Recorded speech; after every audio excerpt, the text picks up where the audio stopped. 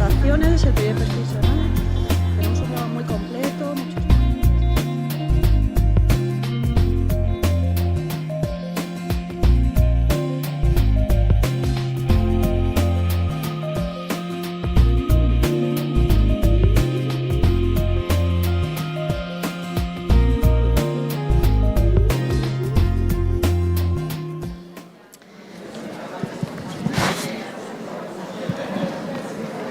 Buenos días. Buenos días a todos y a todas. A ver si ayer, después del día tan intenso y que cumplimos... Good morning, everyone. Yesterday we were on time throughout the day, but today we are a little bit late. But I apologize for this delay, and let's try to stick to the schedule today as well. But anyway, today is a shorter morning, so I guess that we will be able to do it on time. Yesterday was a long day. We thank you very much for your attendance in person, which is what really gives relevance to this event. And also would like to thank those that were delivering their presentations online. And let's start this second day, this second round of presentations. And if someone was not here yesterday before we introduce each speaker, we are going to describe their CV, their bio, and then we will introduce them. Today we are going to have lots of people in Spanish, although there are some in English as well. It's also important. This is a message for today's speakers. We thank you for being here, and please stick to the allocated time. And I would like to remind you that if there are any questions for the speakers, there's an email address to which you can send your questions, which is evaluacionriesgos@aesan.gov.es. You have it on the agenda. So now I turn the floor over to Dr. Betul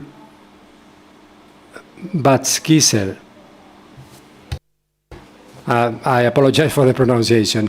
She is currently Vice President of the Codex Alimentarius Commission and a reference, a benchmark, and a great friend of mine. So it's a pleasure, Betul. You have the floor.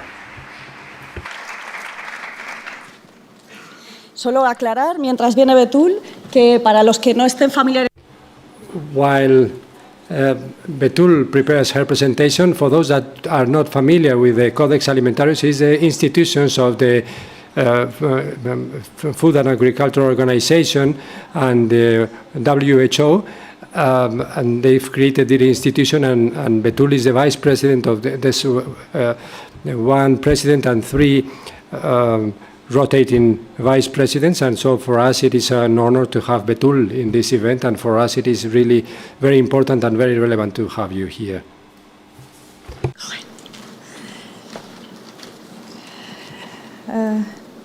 Thank you very much, Ana Lopez,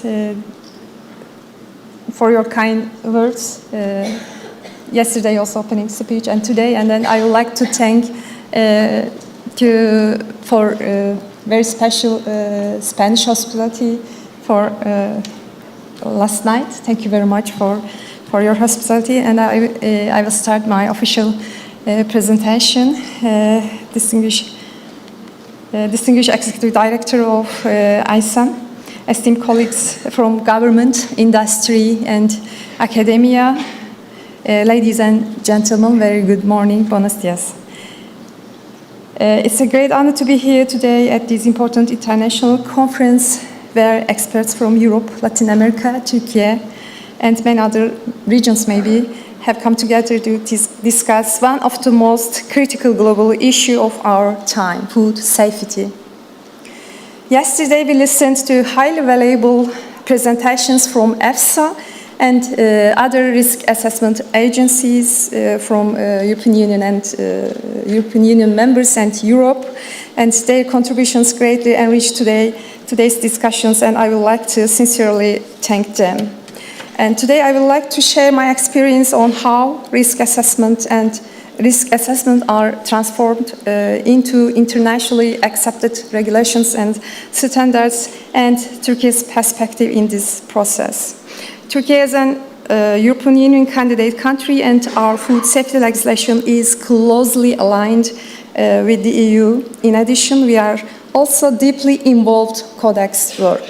For this reason, Turkey stands at a very interesting intersection between EU food safety legislation, Codex international standards, and the realities faced by exporting countries. In my presentation, I will discuss why differences between EU and Codex system emerge, how these differences affect trade, and why international dialogue and harmonization are becoming increasingly important.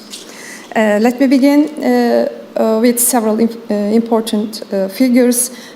Global pesticide use reached nearly 4 million tons of active substances in 2023. Usage continues to increase, and today more than 1,000 pesticides are used worldwide. At the same time, global food systems face unprecedented challenges: climate change, water scarcity, population growth, and geopolitical tensions are reshaping food production systems across the world. In this environment, pesticides continue to play an essential role. They help protect crops from pests and diseases, prevent major production losses, and increase agricultural productivity. However, pesticides also raise concerns. They may contaminate soil and water resources, harm pollinators and wildlife.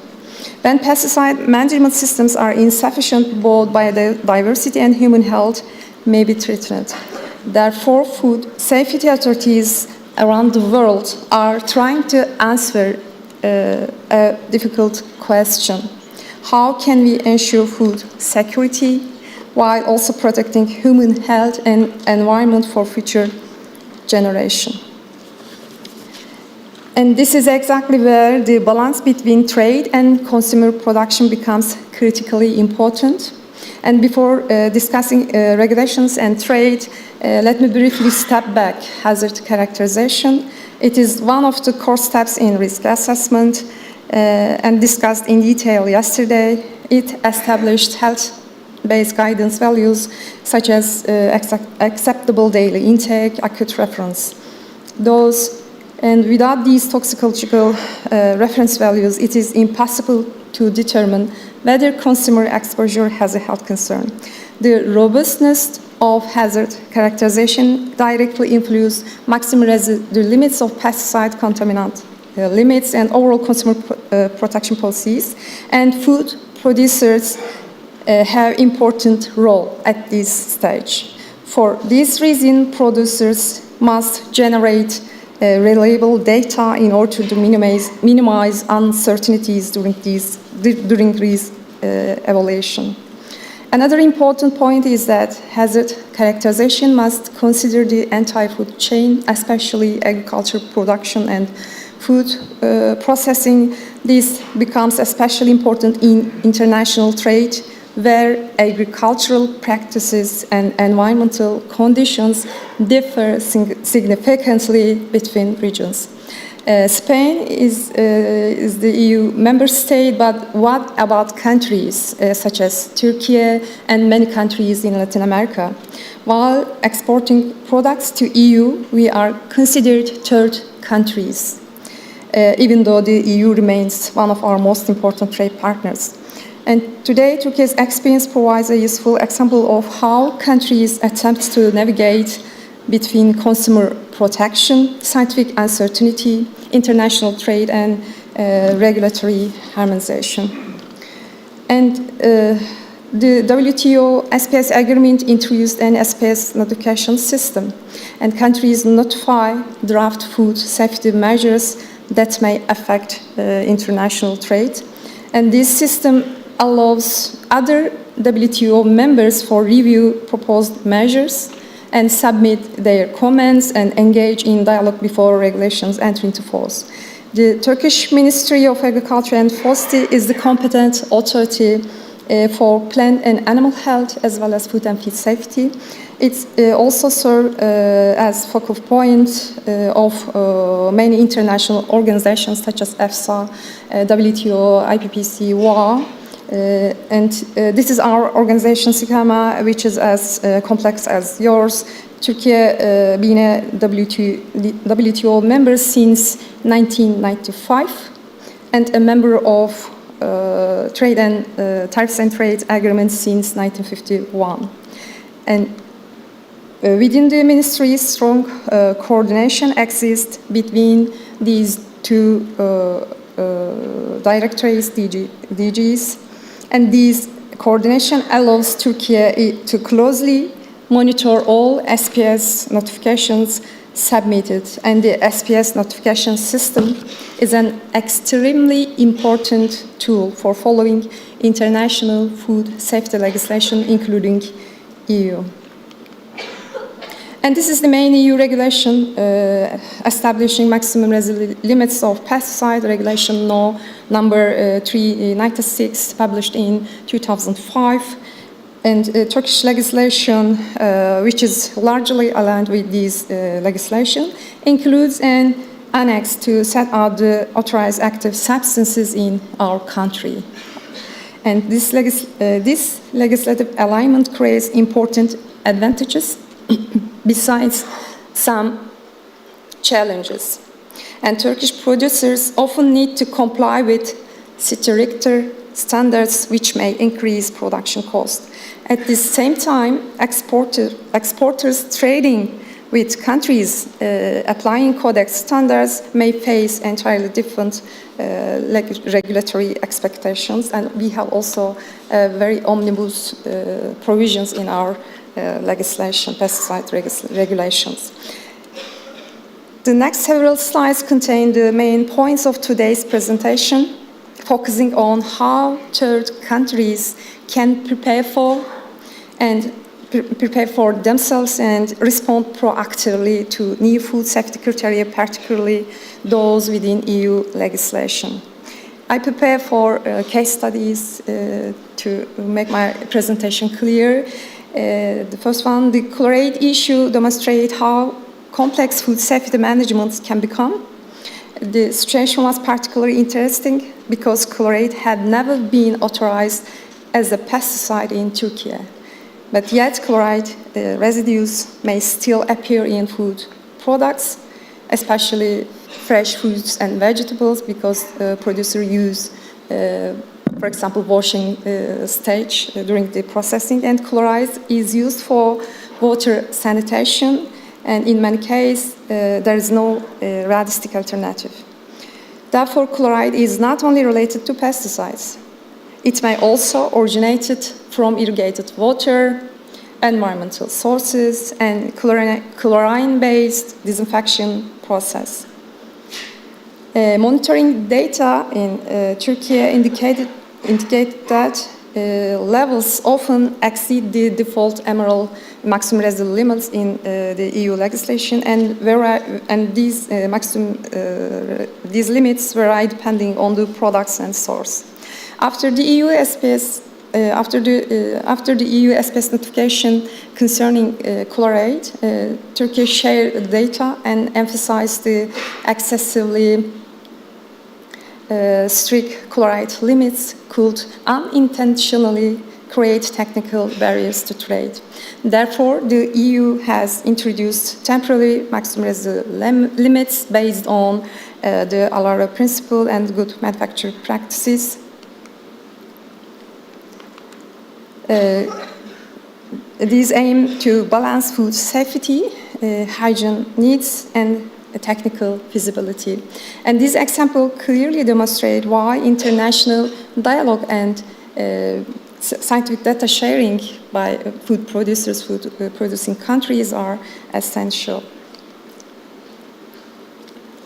The dithiocarbamate case is another important example. Turkey received a rapid alert notification from the EU concerning dithiocarbamate residues. However, the producer rejected that the pesticide had never been used. And the competent authority investigated the issue thoroughly and triggered a detailed scientific research.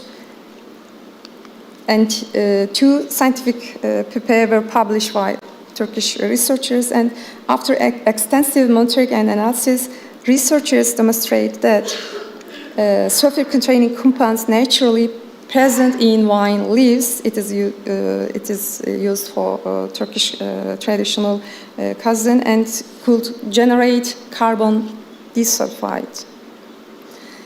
And the same, the carbon disulfide is the same analytical marker used for detecting lithium carbamate. In other words, the analytical method itself created false positive results. These findings were submitted to DG Sante by Turkey, and Dr. François Schroeter was here yesterday. I would appreciate it that thank you to DG Sante for keep open the dialogue every time, dialogue channel transparently. And today it is recognized that naturally occurring sulfur compounds in some crops may generate carbon disulfide without any pesticide application. And food safety decisions must always be supported by strong scientific evidence, analytical accuracy, and international data sharing. And food safety regulations must protect consumers, but they must also consider practical realities for producers and exporters. The acetamiprid example illustrates this balance between consumer and producer. Acetamiprid is approved in both the EU and Turkey and is commonly used in products such as dried grape. It's called as raisins. And for example, when the EU announced the non-renewal of indoxacarb approval, Turkey informed stakeholders early.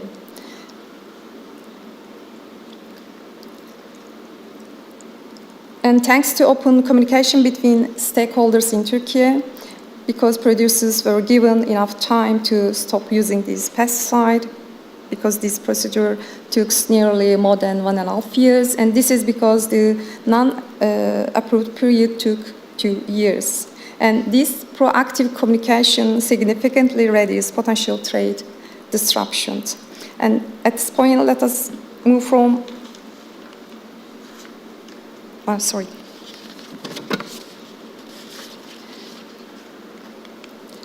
following an SPS notification concerning acetamiprid, Turkey carefully reviewed the proposed transition period. It is more than 1.5 years.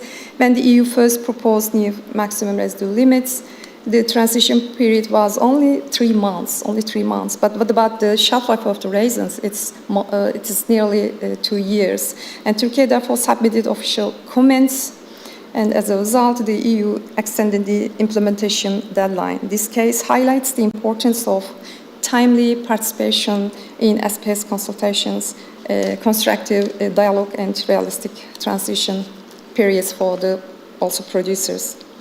And another key point is the importance of contamination and coordination among stakeholders. I would also like to provide an example regarding the TBT notification. While maximum residue limits for pesticide are notified under the SPS agreement, authorization and approval of active substances for pesticide are notified under the WTO TBT systems. And Turkey established a national national SPS subcommittee on pesticide involving especially producer and exporters, and this structure allows rapid information sharing whereas new SPS or TBT notification are issued. And it is the importance of the communication, collaboration, and coordination. And for example, when the EU announced the non-renewal of indoxacarb approval, Turkey informed stakeholders early.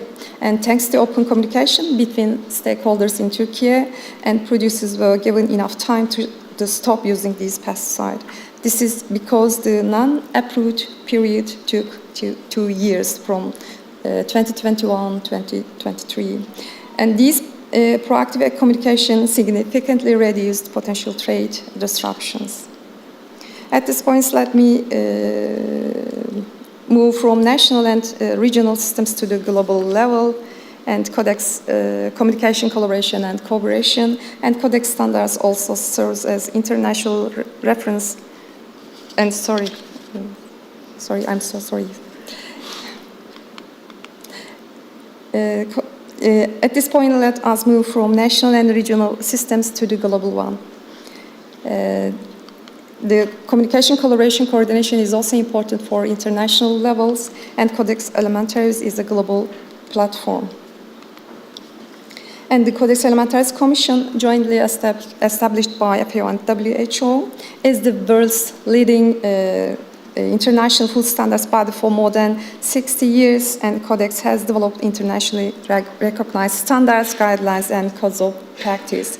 Codex plays a central role in protecting consumer health, facilitating fair trade, and promoting international harmonization. As I often say, the Codex is a big family under a very colorful umbrella. Today, this family includes 188 member countries, the European Union as a member organization, and more than 240 observers. And Codex decision-making is based on transparency, inclusiveness, consensus, and sound science. And Codex standards enhances global food safety and build trust in international food trade, and assist countries in developing national food control systems.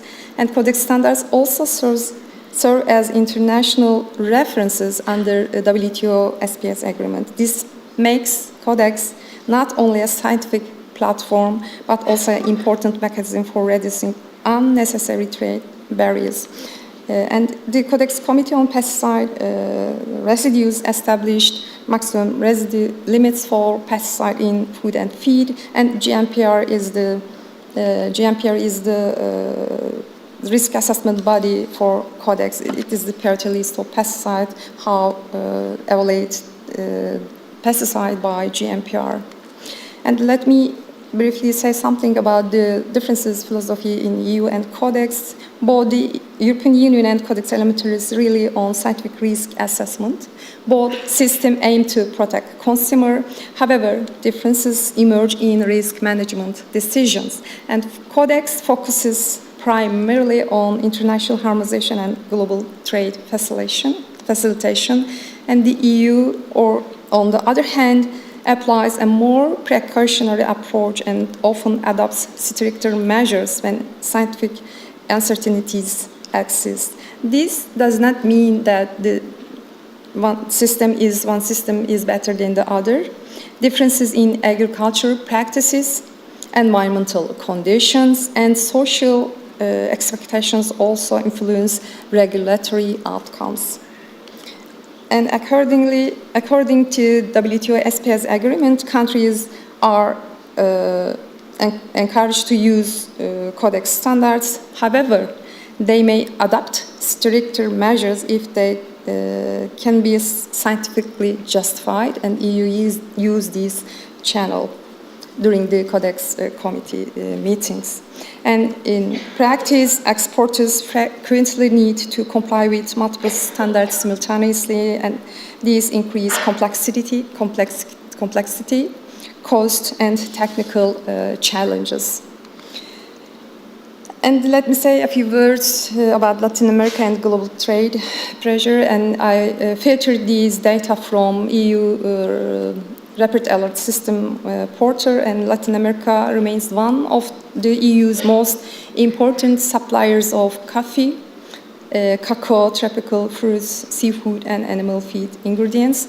However, exporters increasingly face challenges related to pesticide, contaminants, antibiotic resistance, and mycotoxins. And I hope Turkey's perspective I shared today to be insightful for the participants.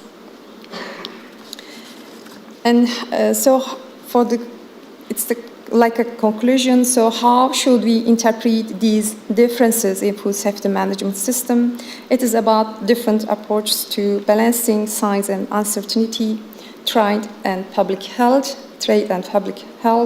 innovation and procreation. And I would like to take this opportunity to emphasizing the importance of active participation in Codex work, because Codex is only as strong as it is members. So I would like to invite you visit the official Codex homepage, contact with your country contact points, Codex contact points, and check the meeting calendars and follow the Codex Alimentaris Commission and committee meetings in person or via online.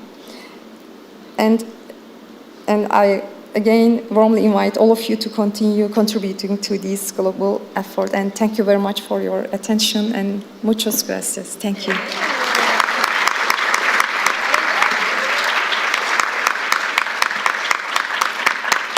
Thank you very much for your presentation, Dr. Pat Gueche. Tiene ahora la palabra la doctora Blanca.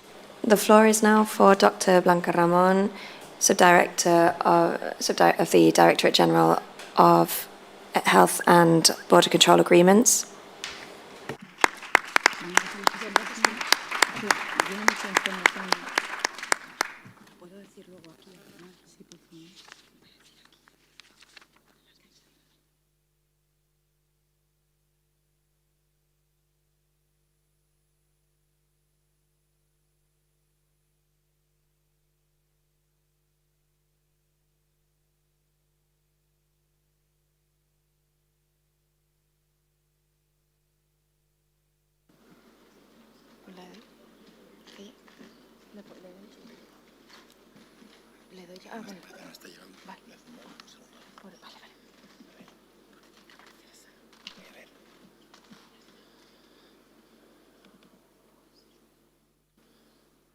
Es un PDF.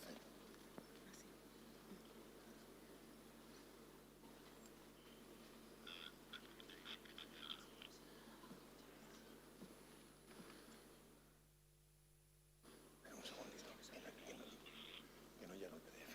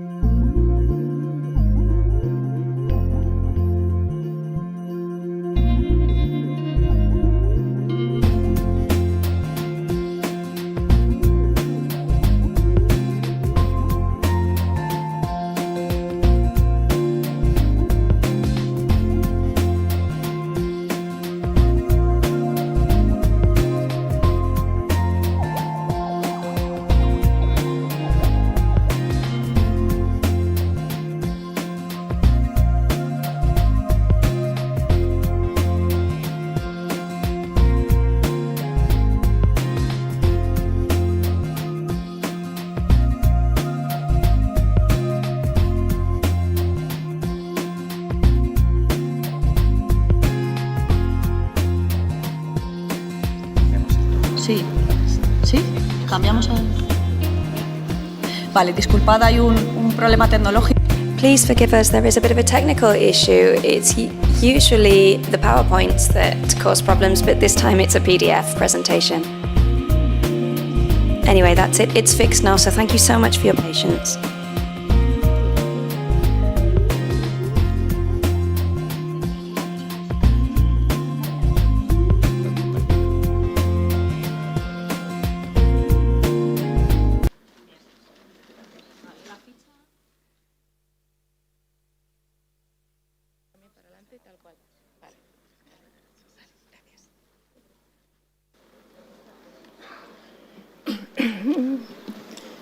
Esto. Ya. Sí, ¿no? Buenos días, se oye. Ya lo ven todo perfectamente. Vale. Muchísimas gracias. Nada, muchísimas gracias. Buenos días a todos. Hello, good morning, everyone. Thank you so much for inviting us to take part in this event here today. First things first, I would like to introduce myself. My name is Blanca Ramón, sorry.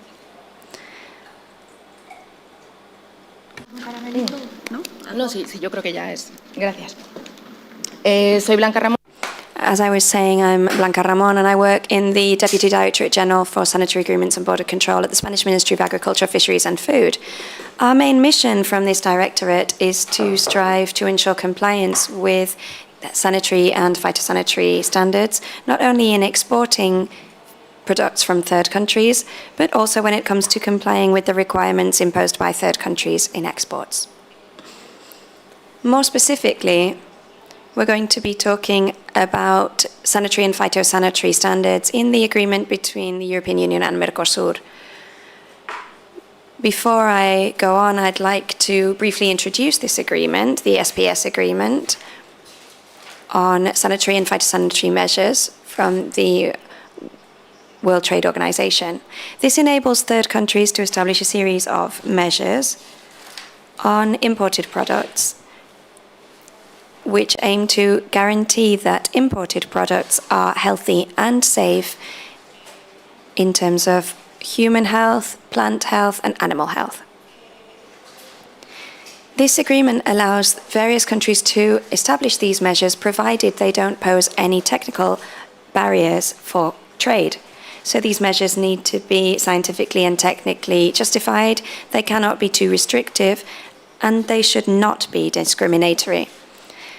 This agreement also seeks to harmonize and standardize certain measures to ensure that we all have a baseline upon which to operate, and as mentioned previously, only to impose more strict measures when this is justified. The agreement also establishes a principle of equivalence, such that when a country proves that the measures being applied are equivalent and can ensure the same degree of requirements or of demands as that third country, they can be applied. Ya en concreto, las normas sanitarias y medidas y The sanitary and phytosanitary standards in the framework of the EU-Mercosur Partnership Agreement, it's important to understand that this agreement has no impact on sanitary and phytosanitary standards. It is a trade agreement that will have no impact on the standards. Therefore, the requirements that had been established previously, both for imports and for exports, both ways continue to apply. This agreement will endorse the principle of precaution, which means that it will enable the different countries to establish a series of measures whenever a non-compliance is detected. This agreement also comes to strengthen joint efforts in sanitary and phytosanitary work. It enables fast intervention if there are any issues in exports or imports of agri-foods. It enables greater transparency in the exchange, and it also facilitates an exchange of information and external consultations. Ya dentro de lo que sería la Unión Europea. Within the European Union, we have been working on a single market for over 30 years now, and this allows free circulation of people, goods, services, and capital. And this mostly affects us in the free circulation of goods. This means that they must fulfill the same requirements in sanitary and phytosanitary terms in order to be traded within the European Union. And there is a single border, and therefore all of the different border controls will apply equally across all member states. The European Union is well known for its sanitary standards, which are some of the strictest in the world, in an effort to ensure consumer health. The sanitary standards also apply to animals and phytosanitary products. What this also means is that all products that will be imported must meet the same requirements as the products produced within the European Union. This means that third countries don't need to fulfill the same production requirements as EU products, but they do need to meet the same requirements as applied to local producers when they are imported in the EU. And so at the source country, sanitary and phytosanitary conditions must be verified, and the competent authorities in that country of origin must ensure that the goods they are exporting are compliant with the EU's sanitary and phytosanitary requirements. They will need to certify this, and when those goods reach EU borders, the competent authorities here will verify that indeed these requirements are being met. These controls in the EU are based on two pillars. On the one hand, compliance with the requirements, depending on the type of goods and on the destination of those goods. They will need to meet a series of plant requirements, ensuring that they don't pose any phytosanitary risks for crops, forests, and the environment in the EU. And they must also, depending on the product, comply with animal health regulations, ensuring that they don't cause any zoonotic issues. And they will also need to meet food safety requirements and food safety regulations, ensuring that they are healthy for consumers. As I was saying earlier, these requirements are common all across the European Union, and they are the same requirements that are imposed to people importing products to the EU. The second pillar was, the first was requirements, the second is the official control regulation, which ensures that official controls being carried out within the EU are effective, efficient, and standardized across the European Union. What does this mean? Well, all member states have this official control regulation as a baseline, and we are called upon to fulfill those directives. If goods come in from the Netherlands, for instance, the same requirements will apply as if goods are brought from Spain. It's true that there are a series of regulations that come to develop and further this regulation and specify it, but there is the broad baseline, and it also establishes the risk that the goods entail, whether it's sanitary or phytosanitary risk. If the goods are higher risk, then control will be carried out at the arrival border control station. Others that entail less risks will be controlled in a different location. The regulation also establishes who is the competent authority to conduct these controls. In Spain, import control is carried out by the official border control services. This service is also in charge of controlling exports. Therefore, when the goods come into the EU and to Spain, the Spanish Border Control Service will analyze the risk and conduct the relevant controls, which always require 100% of documentary control and a varying range of identity and physical controls. And the same is true when goods are exported from Spain. This service, the official control service, will ensure that the products meet the requirements. In Spain, when it comes to importing products, we need to ensure that operators carry out inspection requests to the official border control authority through a series of applications. One of them is CEXVEG, CEXVEG. This is a community-level app, and depending on the product, we will use one application or another. And to finish off, I would simply like to say that the Commission has received concerns from the consumers, has listened to those concerns, and has built a task force, a working group within the task force. This working group seeks to increase the efficiency of border controls, especially with a concern for pesticides and food safety, feed safety for animal welfare.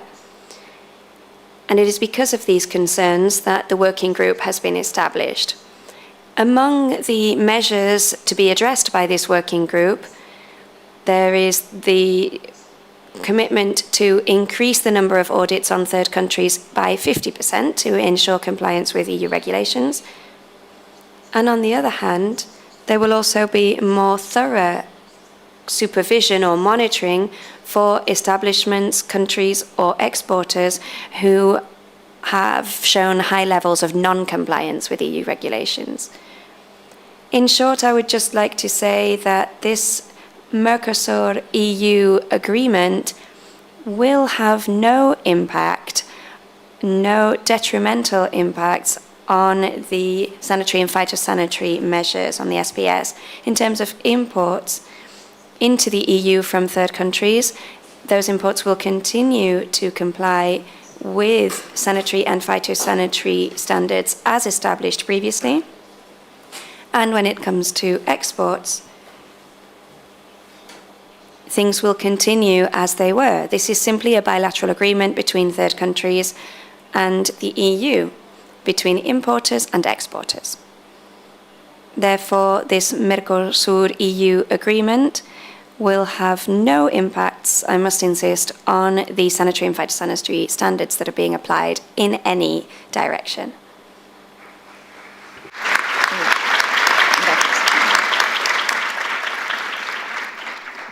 Pues, muchísimas gracias. Thank you so much, Dr. Ramon. You can kindly step down now because there will be no Q&A sessions. They'll be submitted online, and if we get any questions from participants, we will send them to you. So thank you, Dr. Ramon. And thank you for this additional work that you've had to do, because the idea was for her superior to be here from the Ministry of Agriculture, but it was a last-minute change, and she had to deal with other commitments. So thank you so much, Blanca, for stepping up at the last minute. The message has come across clearly, and the technical issues had nothing to do with this adjustment in the program. Thank you so much for coming and for making that effort. We'll now give the floor to the next speaker. We're reasonably on time, just a few minutes behind. So we're going to give the floor to Diego Varela, who is currently Executive Director of Food and Nutrition on the Regulatory Advisory Board of Clear Strategy. It is for me an honor to introduce this dear friend, dear colleague with whom I share a passion for food safety and the international world. So it's very significant to have him here today because he was Vice President of the Codex Alimentarius Commission until relatively recently, and he was the last Spanish-speaking member of the Codex Alimentarius, so he's played a key role in this organization and has been an important liaison with Spain, and we share these roots, this common roots, so thank you, Dr. Varela. Thank you very much, Anna. It's a pleasure for me to be here in this group of passionate people about food safety. This is a very international topic. It affects all of us, and as has been said, there's no borders in this respect, there's no boundaries. And I've been coming to Europe for 12 years, going through Barajas airport, and I had never set foot on Spain, so it's great to be here, and thanks to the hosts, and of course, congratulations on your anniversary. Everything that I'm going to share with you are my personal opinions, and they do not represent necessarily the thinking and the ideas and the opinions of the Codex Alimentarius. I'm not here on behalf of the government of Chile that I represented some time ago, nor the Codex Alimentarius. I'm going to give you a different perspective of around food safety. We've been here thanks to a cooperation project with Spain, with AESAN, through the CAS, and also with the European Union, learning and relearning and understanding how this wonderful system you have works, where there's a clear separation between the role of EFSA, of the Commission, the Member States, how everything is articulated, a huge amount of tools that you have available for anyone that is studying the regulation or the quality assurance systems. You are a role model. So we wonder, what can we learn? How can we reach that level of development, that level of sophistication and of technical progress and advancement and the degree of coordination that you have? And there's something that we tend to overlook, which is that behind all these technical device or structure, there's a whole political project, a political project that always facilitates or allows for a simple exchange and transfer of goods, services, merchandise, capitals, and people. It is also a political project where every country with their differences have been able to create a common project, a common purpose. And I thought whether that could be taken to Latin America and the Caribbean, whether there are examples in our region where there are 30-odd countries, whether we have been able to reach a political agreement on anything. And there have been. I hear people laughing, but yes, we have agreed. It is not very common, but I found examples. And I wanted to bring 3 examples that are very graphical about this. The first one is a treaty, a regional treaty, the first one of its nature, which continues to be enforced. It's been very successful, where every country in the region agreed not to develop nuclear weapons and not to allow anyone carrying out tests, nuclear tests in our region. And we didn't want to threaten or to allow the threatening of our region through the nuclear tests. The person that made this agreement possible won the Nobel Peace Prize later on. And this comes to show that it is possible to reach an agreement on something. When lots of different countries were developing nuclear weapons, the whole region said, we are going to place peace and democracy first. And the second one is the Inter-American Democratic Charter. This is a charter that is quite rigorous, very strict in the sense that those countries that have any democratic breach cannot be members of this organization. It is quite a functional organization. It has a lot of weight, which is a member state organization. It has been invoked more than 10 times. It continues to be enforced, and the level of demand that is set has placed it as a world pioneer.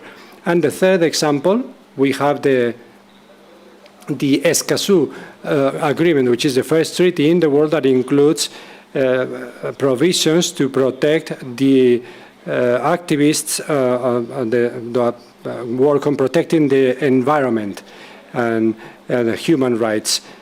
And it was signed by many countries. There's still some ratifications pending in some countries, but it is an agreement that is still in force, and it continues to make progress with a monitoring system. And it is an agreement that was a pioneer. It was a political agreement. It was encompassing, and it continues to be in force. And so I was thinking, what are the occasions that have made these encompassing agreements possible? We need to have some ideological distance and things that do not divide us, like peace and democracy. And one of those topics could be probably the food safety and food security regarding access to food. Secondly, there's a low cost in initial compliance. Those are political agreements that do not create, at least at the beginning, a huge cost for their implementation. Perhaps throughout time they can create some expenditure, but if you look in retrospect, they become an investment. The fact that we do not have countries with nuclear weapons have made this region one of the safest in the world in case of a third world war, that I hope we won't be able to witness. If you Google the safest countries, you are going to find countries from the south where there is no nuclear development, and democracy, which is another value that we need to invest. That is an investment. We have to be very strict, as the democratic charter has some return. And last but not least, also the environment. It is quite appealing to be able to invest in the environment, because it pays out in the long run. And of course, if you have a regional institution that can be the coordinator of that treaty, that is also something that helps. But it is not the only thing that matters. If you, of course, have an institution that can monitor that and articulate that, then it is much better. And then a country that has some diplomatic energy that can bring this forward is also one of the requirements. But you do not need to comply with the 4 requirements, but those are things that really favor these developments. And regarding food safety and security, I have seen 2 parallel worlds, and I'm going to tell you about the first one. In the first world that I see in parallel, there's quite a diverse national regulation among the different countries in Latin America, different institutions that have different names and that are reporting to different ministries, and that now that I work in the private sector, that generates a lot of resources for the private sector to understand how every country works. They have to adapt to one, and then to the second one, to the third one. So it's difficult to understand all that as a single concept. The approach that is said very clearly defined with role allocation and an institutionalization of the management and a shared work in the communication of risk. That is starting to take shape in the region. There are countries that are incorporating that. They are making progress in institutionalization. Some are lagging behind. But as a whole, I think that we are still in need of developing a common understanding the language, having a common language, and understand the concepts and the differences, and why it is important to institutionalize it. Then a space to reinforce the trust among competent authorities. We have a long way to go there. We need to make progress. There's no lack of interest or cooperation. We cooperate a lot at technical level. But what would happen if there was full trust and there were lots more agreements on the recognition of equivalence? So not auditing each other all the time before we can have trade with each other. We have borders that are really creating duplicities that are perhaps unnecessary, because they have already been done. Things that have already been done by one country are not being recognized by another authority when it comes to importing goods. And then unexplored opportunities for the development of robust mechanisms for production, exchange, and publication of data. We generate lots of data in different inspection, laboratory, epidemiological areas, and they can be very useful, and they are going to feed the AI systems that are being used to make decisions, and those systems will be as good as the data that you feed them with. There are countries that are making a lot of progress in the digitalization of those data, and some are slower, but making those data available with all the necessary safeguards would be a huge step forward that would allow us to work together to have a preventive approach, to inform every decision that we make, to also feed into the international network, and something that is really the result of this wealth of information when it is not compartmentalized among the different countries. And then I go to the other parallel world. At the Codex Alimentarius that Betul has discussed, we have what they call the regional committees. Every region has a committee that is hosted by a country in the region. In this case, in Europe, is Germany, and it has to protect and advocate for the rights and the protection of the countries in that region. The one that is, there's no region which is more powerful than the CECELAC, because when they align, they are a very powerful bloc when it comes to negotiating. So this region has been able to build a common narrative and to develop a shared work on creating loyalty and trust among the different delegates.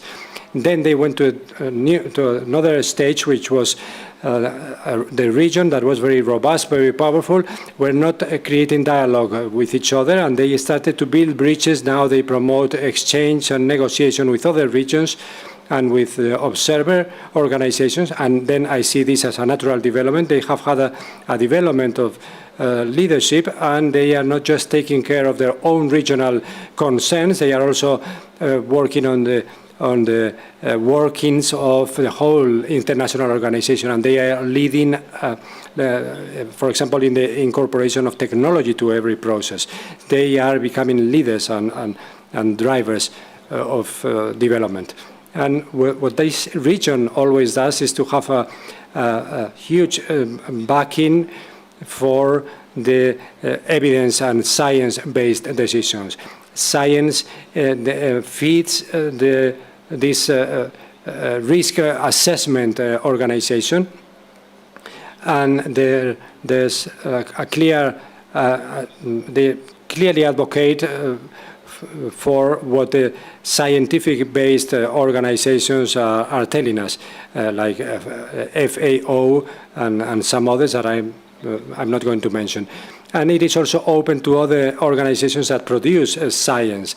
That's one of the pillars. And we have the ability to reach agreements with each other and then negotiate quite robustly, but also we also have that capacity to respect the decision of those countries that do not agree with us, and then we can negotiate with them, and there is no hurt feelings or anything, and we are able to manage those situations, and we can have great leadership at international level when it comes to international standards. So we are just missing a narrative around the opportunity posed by food safety, because our region produces a lot more than it consumes. So we are like the exporting pantry of the planet. And food and food safety, if a product is not safe, then it is not food. We have to make sure that what we are exporting is not just right in terms of volume and price. We also have to take care of our reputation and trust so that those markets stay open. So how do we bring this technical narrative and translate it into a political reality, to go from what we have in the Codex to a situation where the countries in the region have political agreements and our authority is the competent one?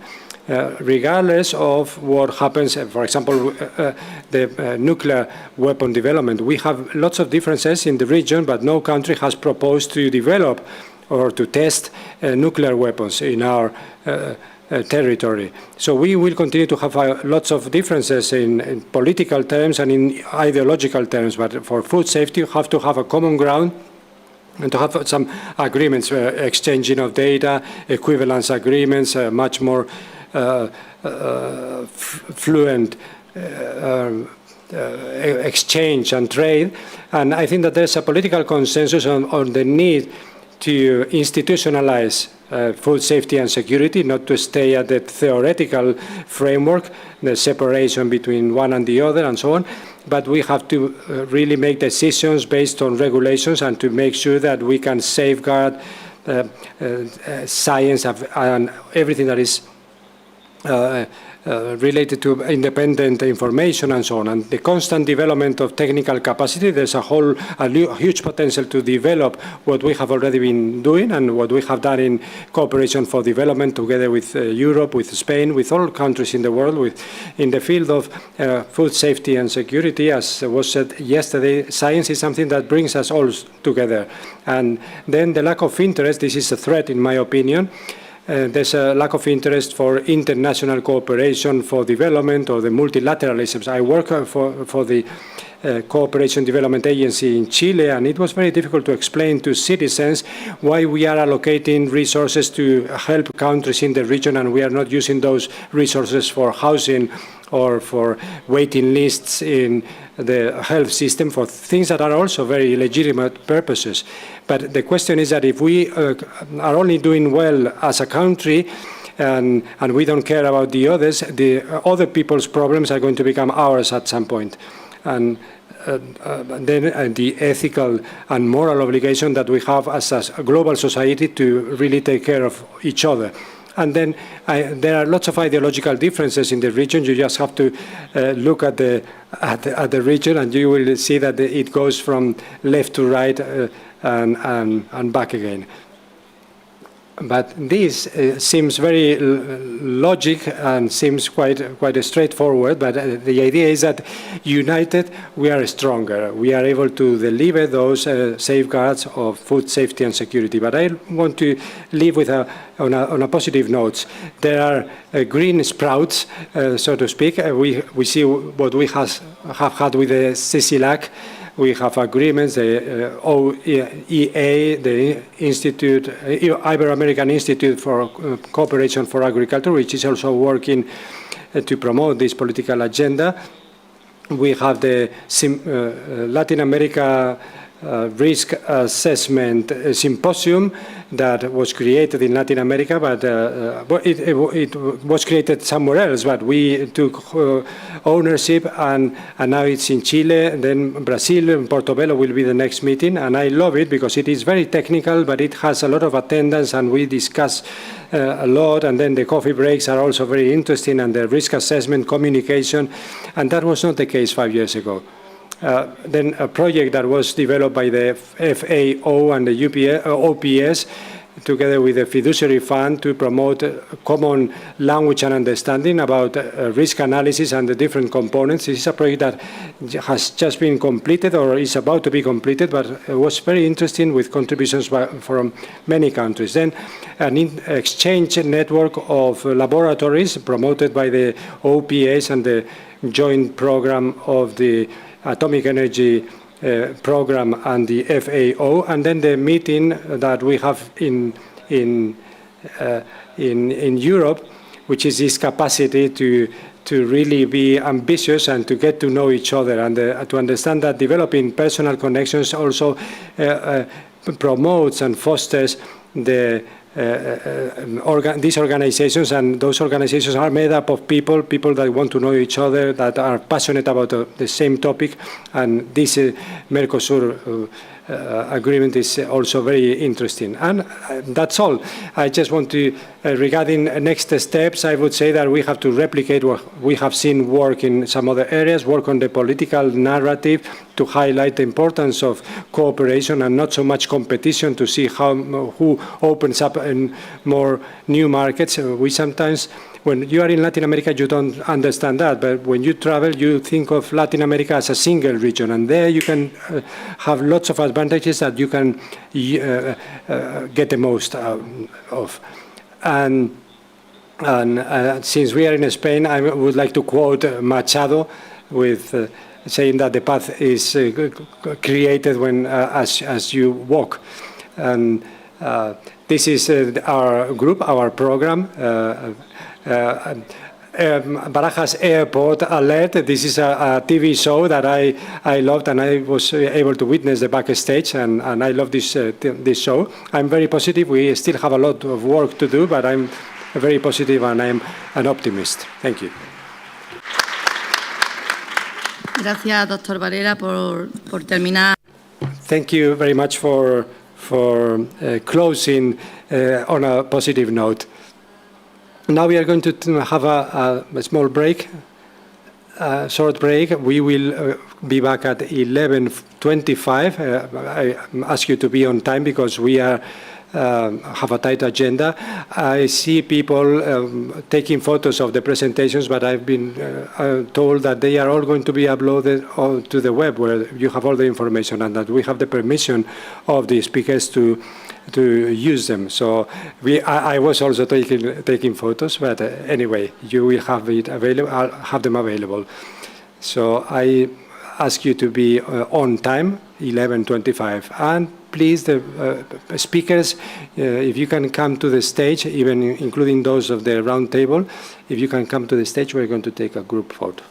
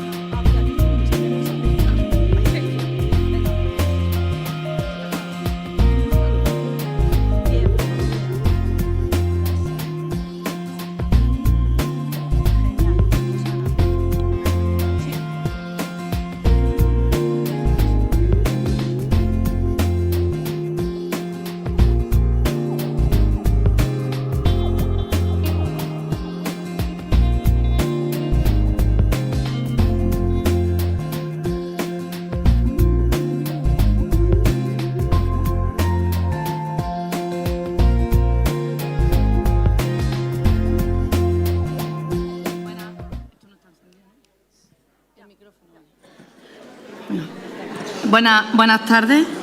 Continuamos con... Welcome back. We're going to resume our program. We're going to be hearing from Gustavo Sotomayor, who is the coordinator of the Food Risk Assessment Authorization Body in the Chilean Ministry of Agriculture. Aló, aló, ¿se escucha? Hello, can you hear me? Great. Thank you so much. Good morning, everyone.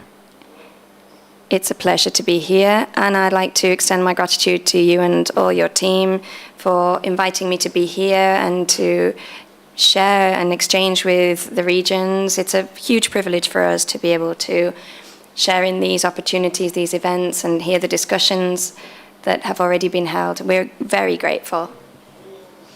I'm going to begin with the topic of my presentation. It's slightly ambitious, but I'm going to try and tackle this through an example, which is an experience we've had in Chile as a country in implementing risk assessment formally within the National Food Safety and Quality System. That's what we call it, because we adopt a slightly different approach to the Codex in the sense that we're doing food control, but we also go a little further than that because we think it's very relevant to work not only with the competent authorities, but also with other institutions, organizations, such as the food production industry. Academy is also an essential stakeholder for us. We like to back food safety with all of the expertise that has been developed over the years in the universities. And we also are linked to production systems, which helps us to truly ground the conclusions that stem from risk assessments, such as factors to control microbiological hazards or to develop practices for the reduction of risks in the field, in vegetable crops, for instance. And we like to do that through the production development system that helps the producers to be backed by technological guidance, financial support to drive technological innovation. That's why the production world is changing. The agency, because we are an agency, is an interesting institution, and that's why I want to share with my peers from the region. It emerged in 2005 with the main goal of structuring the different players and organizing the different players. So we play a coordinating role.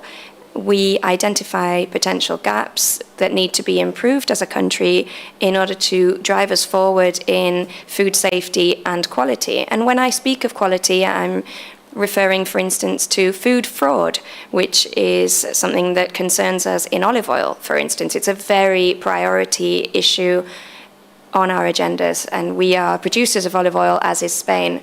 And so we're holding technical tables and technical meetings with different organizations. And as Diego mentioned previously, another relevant aspect is policy.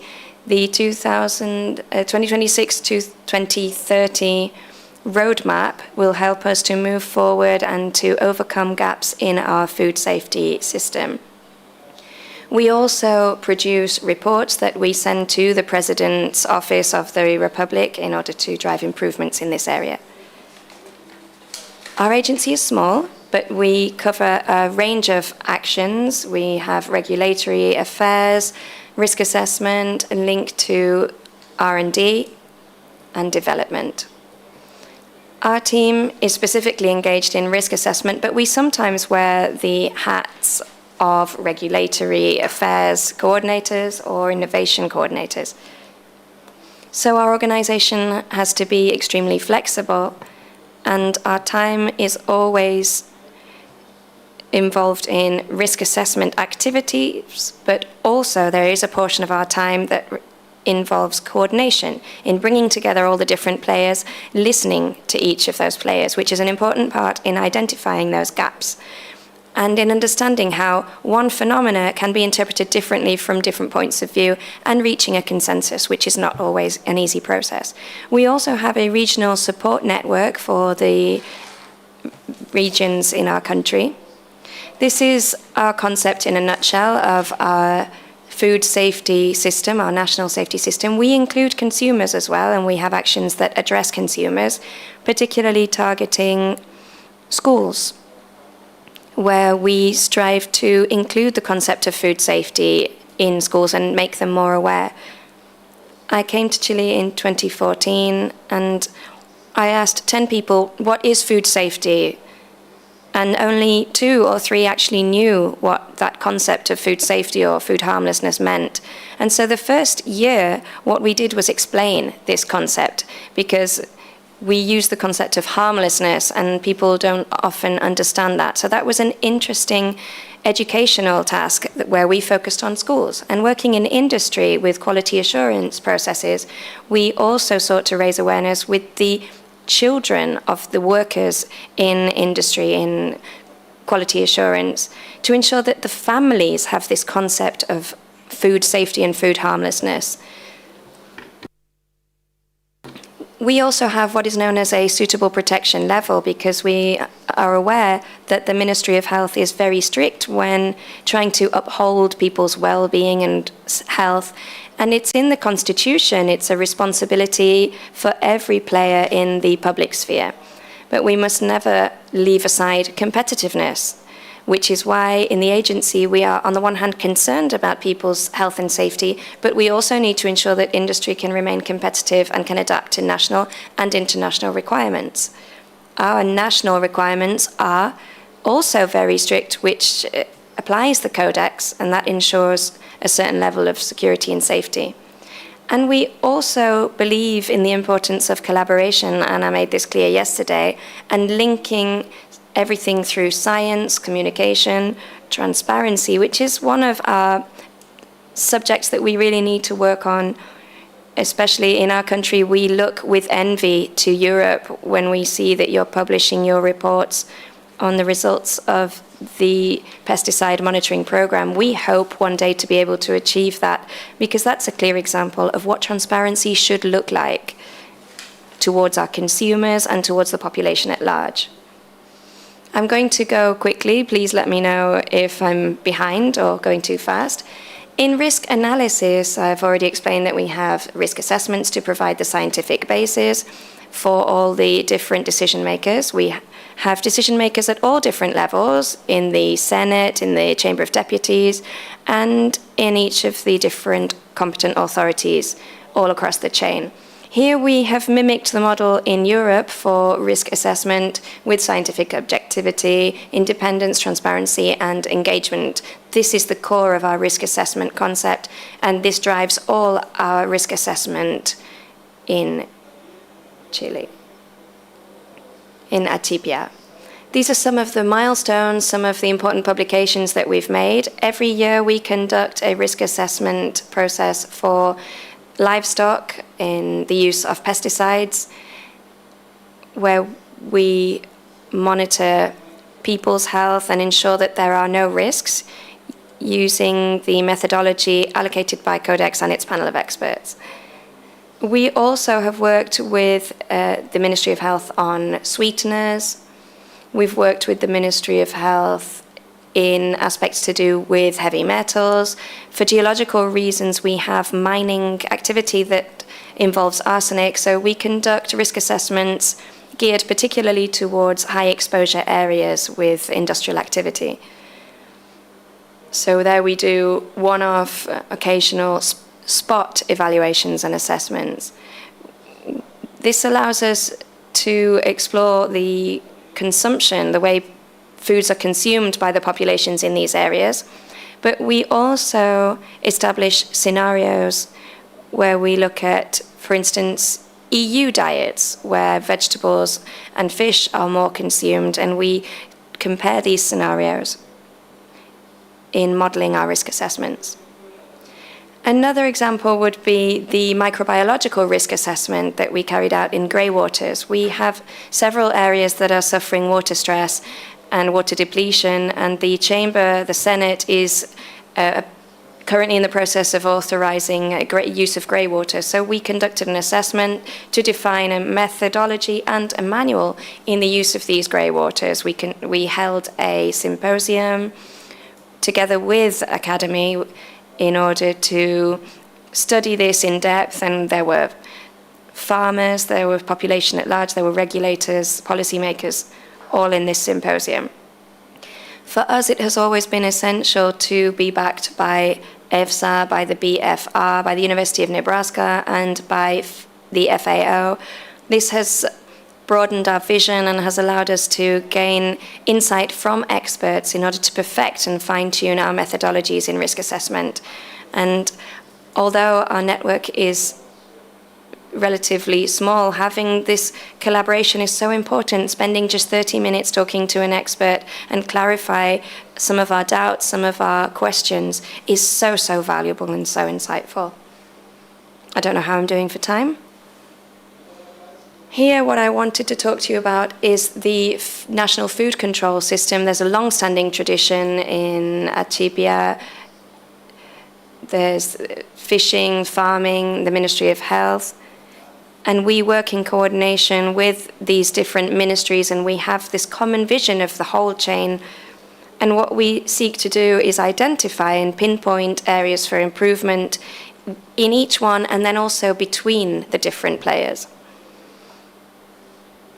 Producers are also risk managers. We see them as risk managers. Industry is a risk manager because naturally they manage risks in their production processes. But there are differences between them and us. And there are not only small farming establishments, there's large processing plants, there's transport, and they don't all equally fulfill all of the requirements or follow the same processes. So we're trying to standardize because there is a significant gap and we would like to bridge it. We have the risk assessment process, which we're currently fine-tuning. It's the formal risk assessment process whereby we send our risk assessment to the competent authorities and also to the Senate or to the Chamber of Deputies. We are implementing a scientific committee working with ISAN and seeking some of their expertise. With EFSA, we've sat down to talk to them about this and seek inspiration because handling a scientific committee is no easy task. And since we are just starting out, we are going to make mistakes, no doubt, but having the support of these experts with long-standing expertise certainly will help us in the process.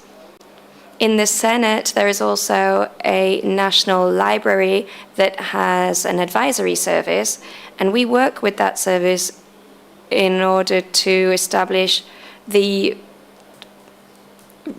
documents, the reports that they're going to be reading, because they're not going to read a full 50-page risk assessment report. Rather, they have an official formal format that is developed in this library, and we're going to be working with them to assure that in food safety, this format for presenting results is well structured.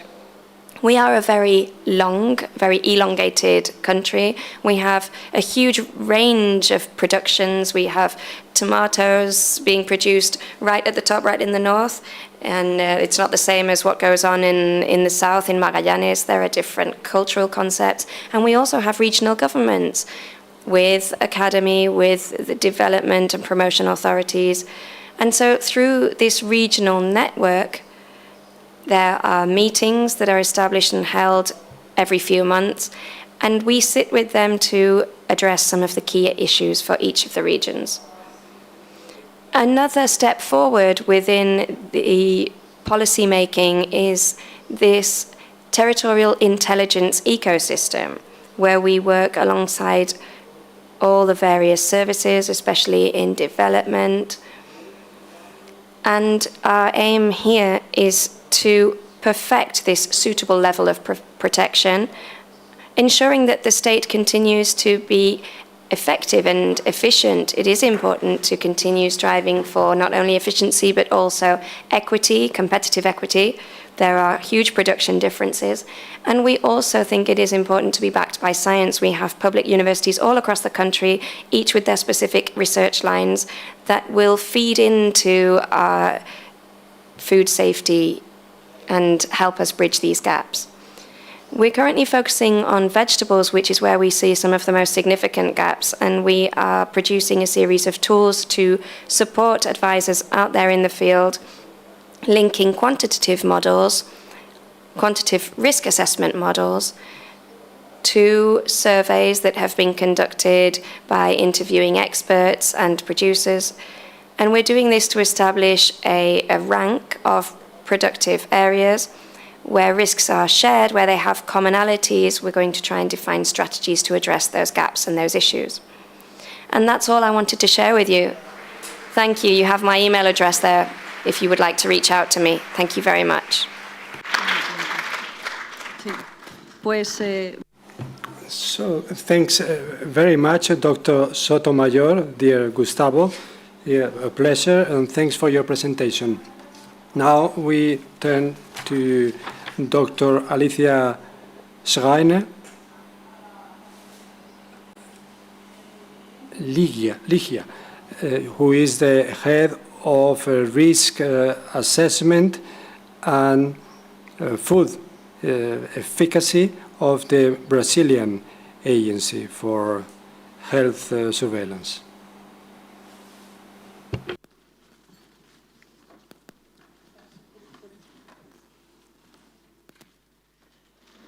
Buenos dias a todos.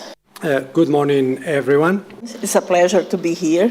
I would like to thank you for the invitation and for the warm welcome and the hospitality, and happy birthday. And for these 25 years of success. Thank you. Well, I will talk a little bit our experience in the food regulation based in science. First, I would like to talk about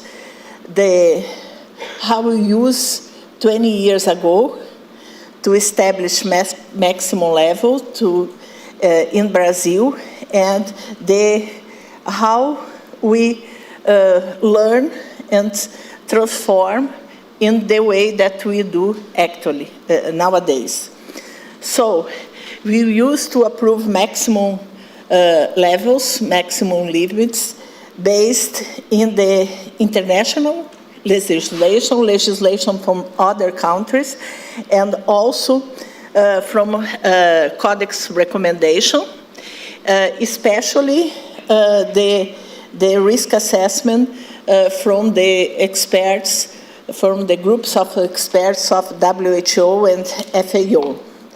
But in fact, Brazil has many differences between our reality and the reality of these other countries that we just use to copy the legislation. So we have different climate conditions. Because of it, our production methods and our occurrence data is different, and our diet is also very different. Including, we have a lot of difference between us and Argentina, Uruguay, and Paraguay, that is our neighbors. So, I start in the Codex Committee on Contaminants in 2004. And at that time, I realized the importance of have scientific evidence and risk assessment. We also have some training opportunity from WHO and also from BFR. And we have also many training from Brazilian experts that used to work in JENGA, in JECFA, and teach us how to perform a risk assessment. So, but at that time, I realized, because we trust a lot in the evaluation made by the JECFA, JMPR, and it's important for us because we have limited availability of specialized human resource in Brazil. So use this kind of evaluation is very important. But at that time, the evaluation was not based in Brazilian data. The data that was there, that is used by the experts, it's not from Brazil. And then we start to submit data, especially on contaminants, to the James Food database, and also the consumption data, to both the discussion in the Codex Committee and also the JECFA evaluate reflect our reality. At the very beginning, was very challenging, convince people that you need to submit bad data. It's not, in fact, bad data. It's the data that reflect our reality, because we have some differences. But nowadays, including in the region, we have a lot of data that show the reality that we need. For example, the discussion of cadmium in cocoa, that we have a lot of data from the region, from the Andes region, that we have a lot of volcanoes, and then cadmium in high levels. So we need is different from the African countries, for example. So it was necessary to show this data in order to the Codex standard reflect a reality of the world.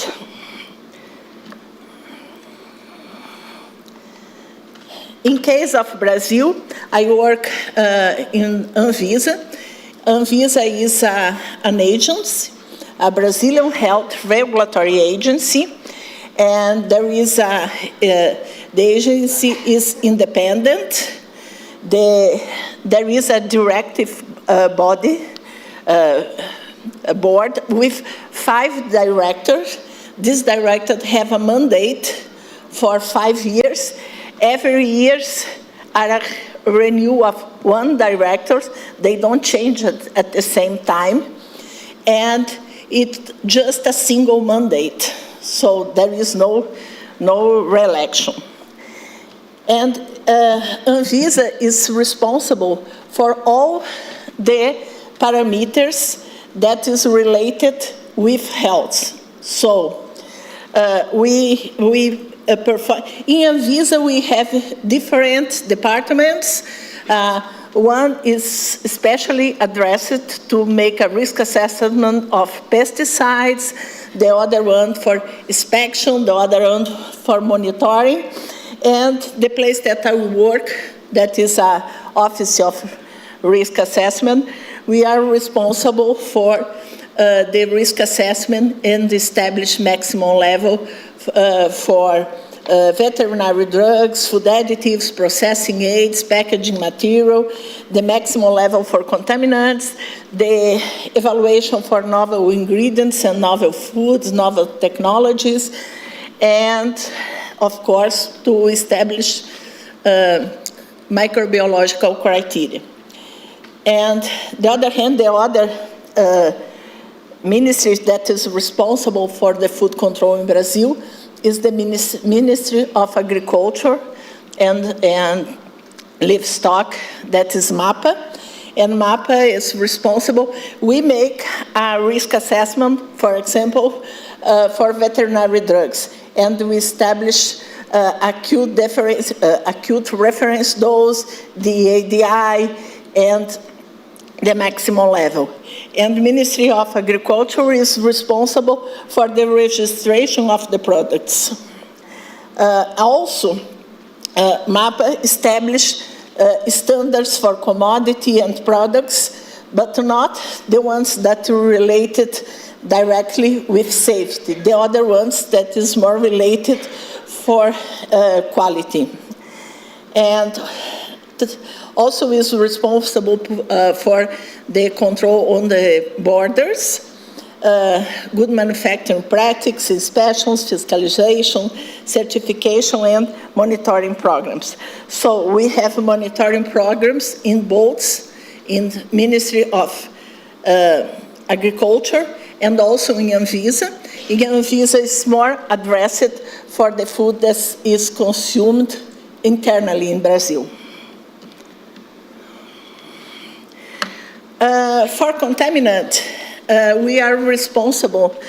The work that we do is essentially the risk characterization and suggest maximum limits, because we use the health-based guidance values from JECFA and also from EFSA. And then we perform the exposure assessment with occurrence data and with our diet. So to have the occurrence data, we use the monitoring programs from MAPA and from the Anvisa, and we also perform the call for data. And for consumption data, we have, in my opinion, a good consumption data, because we have a survey every 10 years for people, to general population more than 10 years old. And the last service was in 2018, 2019. And we have 40,000 people, and with 2 days of records. So we have 80,000 records a day for this individual. And we linked, because we have access to the raw data, we link the weight of the person and with the consumption. So we can see the consumptions per kilogram. So, and we also have a survey to teenagers, because there is some evaluations, for example, food additives, that nowadays the teenagers like to industrialize food, to perform a risk exposure assessment specific for this population. And recently we also have data from children, small children.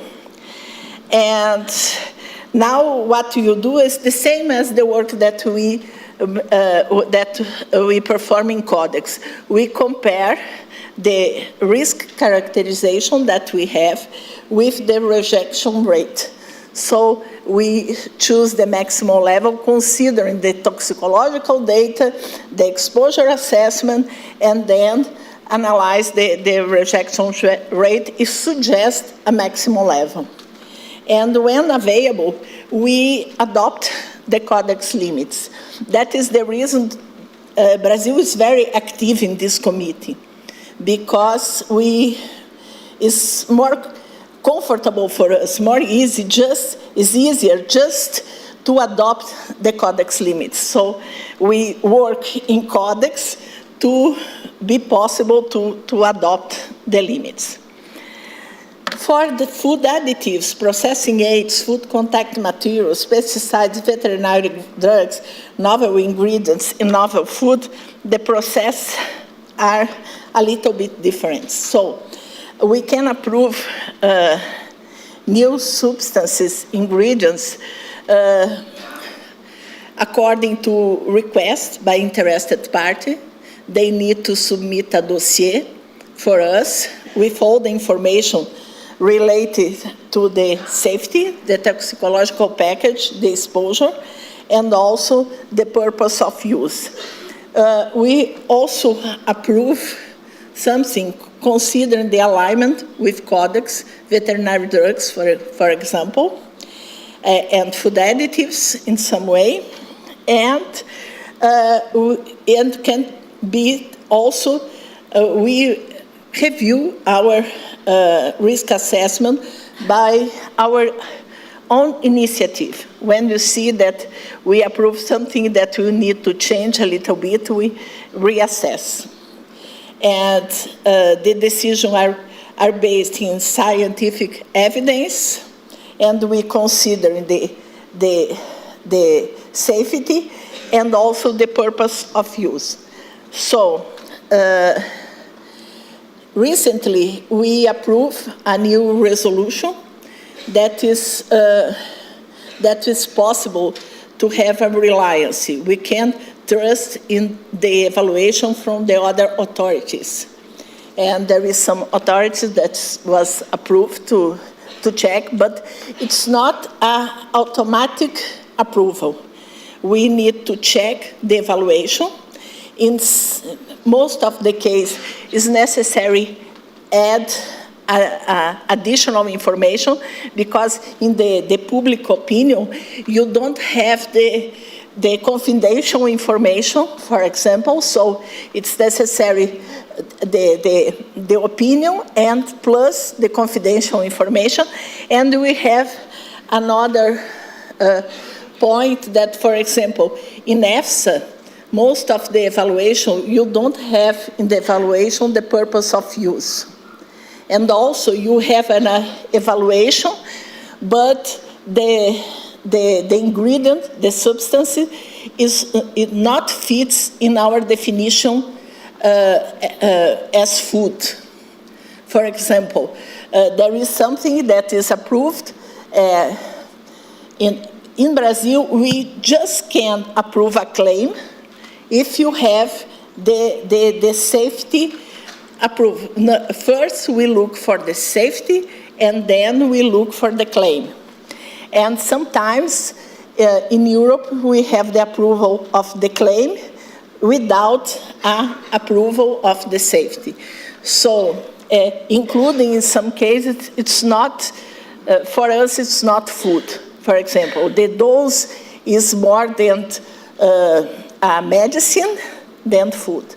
So, but in general, EFSA is a very good, the evaluations are very good, and we trust in the evaluation. And when we have a EFSA evaluation, it's a relief for us. So it's a starting point to assess another things. Just to bring a little bit of our regulation, in case of pesticides, we have one resolution that provides criteria for toxicological evaluation and classification, and criteria for carrying out pesticides residues studies for the purpose of pesticides registration in Brazil. And in this case, we have some maximum levels that are different from the Codex, for example, because it's necessary. We don't approve a product in Brazil if you don't have the few studies in the different regions of Brazil. So, and the maximum level is derived from these studies that was performed in Brazil. Because as I mentioned before, we have difference in climate and in the production. And there is a guide for the submission of the report from the companies. And in case of the food regulation, the office that I work, we have a library. A Biblioteca de Alimentos is a library that you have all the regulation there. And the link is in the presentation, and nowadays, it's in Portuguese, of course, but nowadays with Google Translator, it's easy to have some online translation and see all the things. So I just bring, there is a lot of a lot of different resolutions, but just for example, I bring the one resolution that deals with the basic guidelines for food risk and safety assessment, and safety evaluation and authorization for novel food and novel ingredients. And this resolution is interesting because you have, depending on the characteristic of the novel food, is the studies and that you need to present to assess the safety. And a guide for evaluation of food and ingredients. And also for food additives in processing aids, we have a resolution that bring the principles, what you need to show, and have a guide that translate the resolution in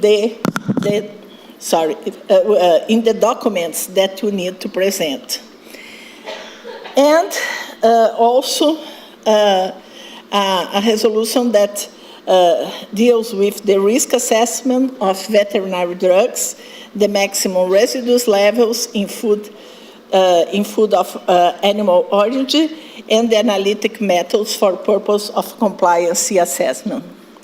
And we have in the Anvisa website, you can find there many panels or something that you look quickly the substance that is approved as food additive as processing aids, the maximum limits, and the veterinary drugs, all the things.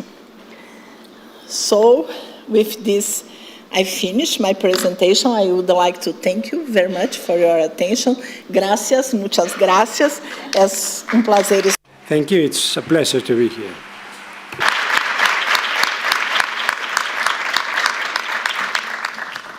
Muchas gracias a la doctora. Thank you so much, Dr. Schreiner, for your presentation. We will now be hearing from Dr. Amanda Lasso, who is Technical Regulation and Codex Advisor at the Ministry of Economy, Commerce and Business in Costa Rica and a member of the Executive Committee of Codex Alimentarius.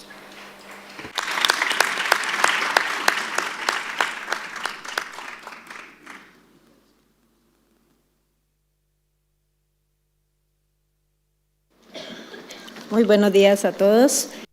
A very good morning to everyone. It's an honor to be here. Thank you so much to Aya-san for inviting me. Happy anniversary. It is so interesting to be here at this important event, this important celebration of your 25th anniversary of Aya-san. My name is Amanda Lasso, and as you were saying in your introduction, I am from Costa Rica. I'm going to be talking to you about how regulation is structured in Latin America and the Caribbean.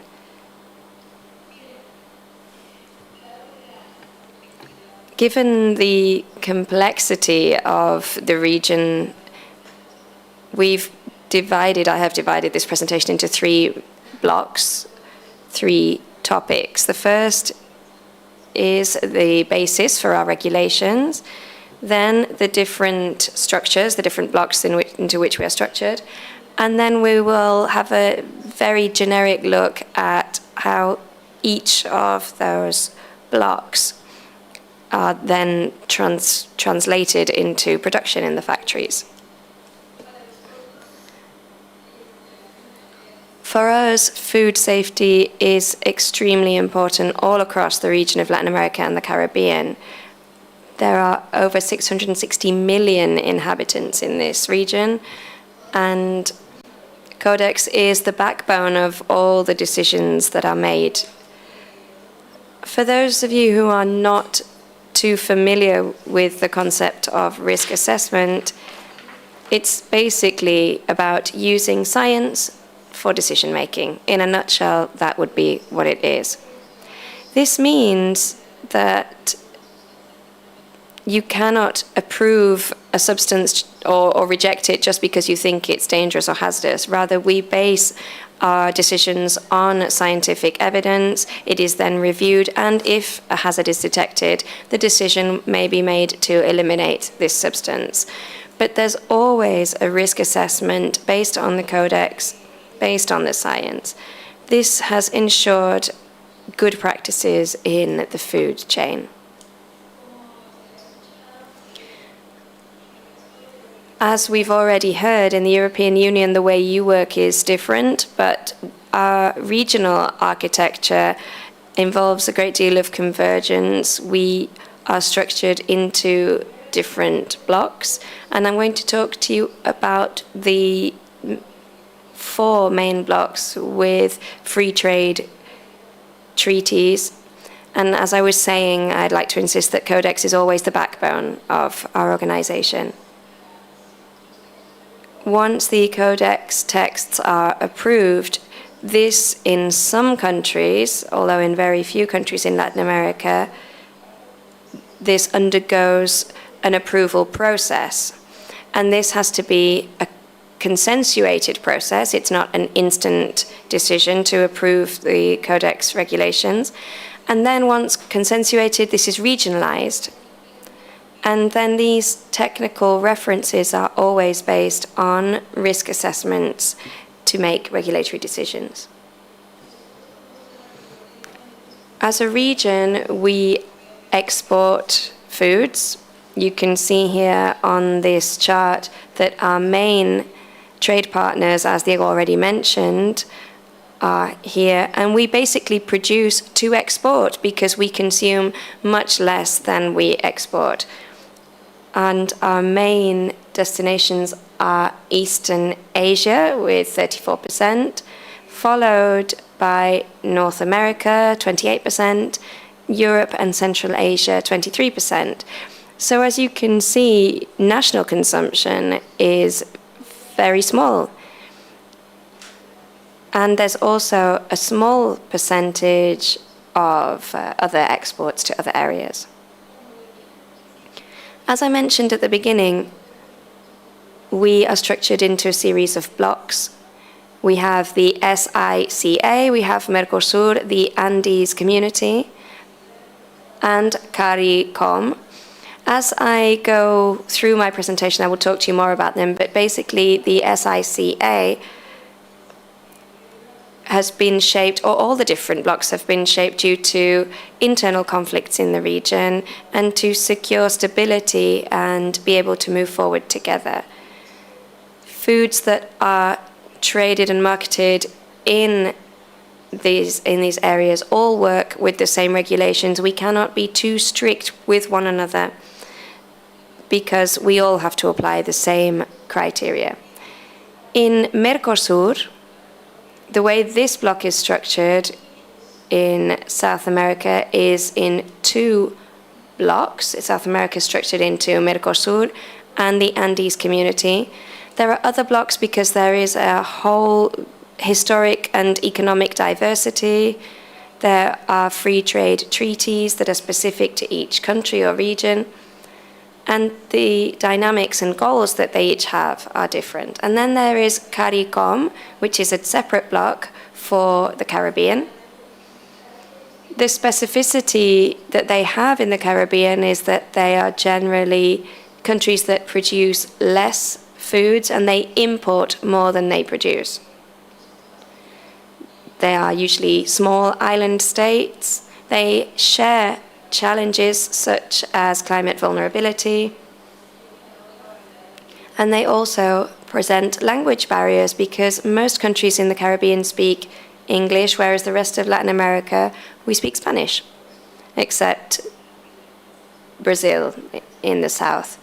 But the rest of our countries speak Spanish, and this means that we are linguistically different blocks. As regards the regional integration I was mentioning, the SICA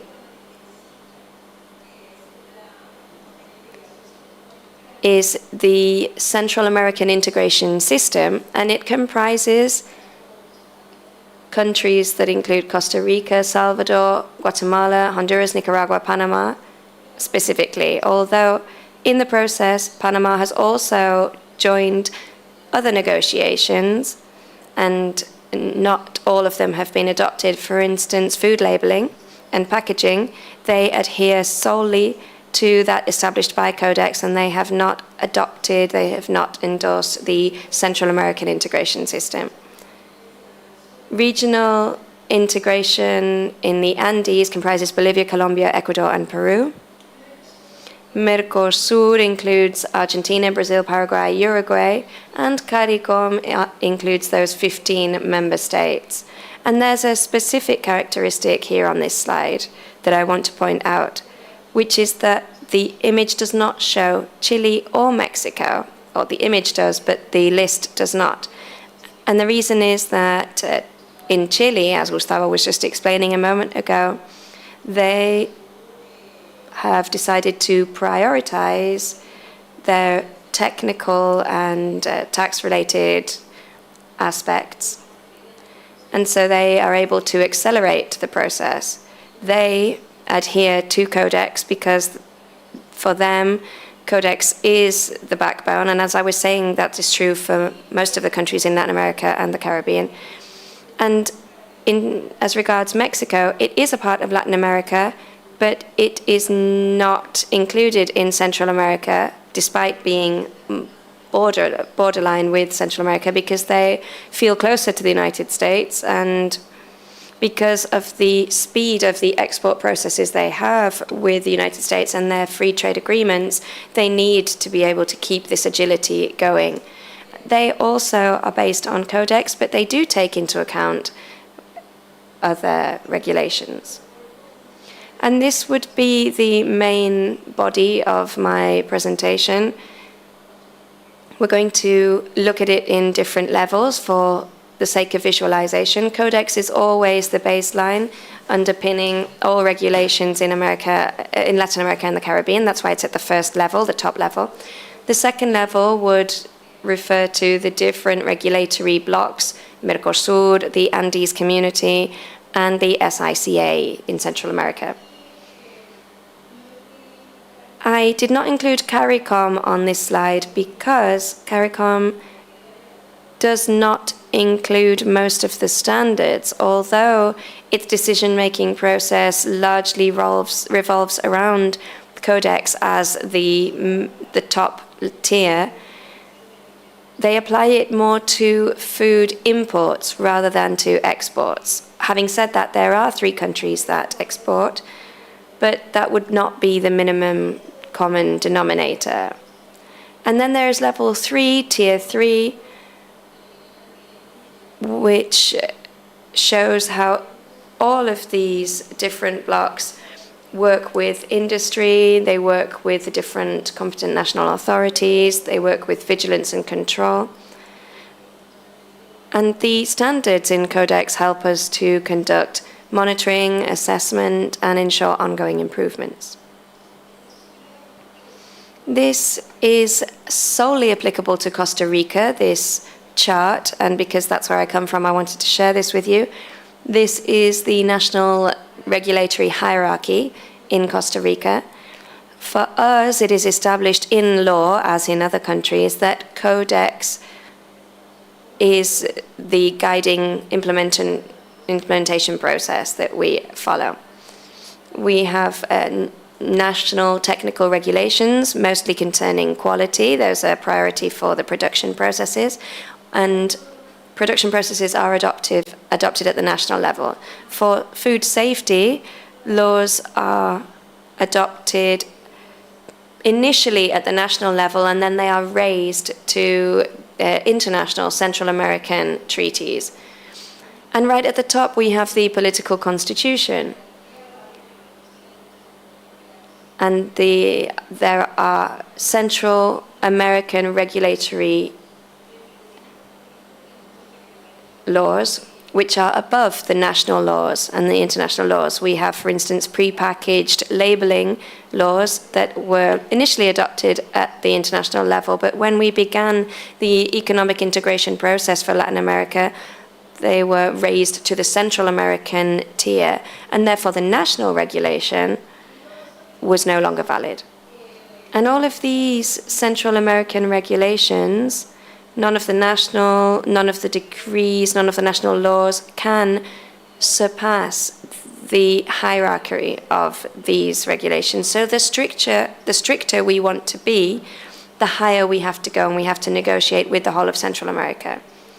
For the blocks that I mentioned earlier, everything is adopted based on consensus, on agreement, and what we do with the three main blocks is that once the Codex regulation is approved, then we shape national working groups involving all stakeholders, industry, academy, observers as well, and also the competent government authorities.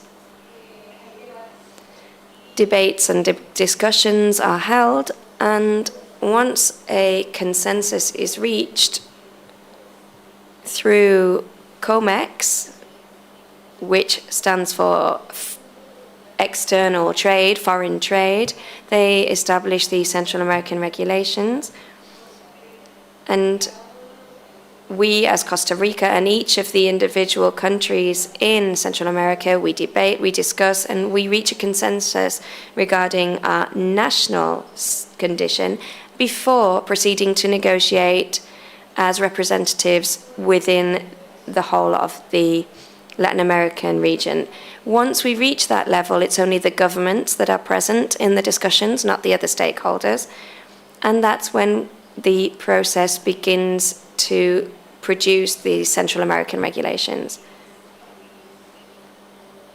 We all work in a similar manner. We all work on an inclusive basis. We don't make arbitrary decisions. We always take into consideration the concerns of the different sectors and stakeholders.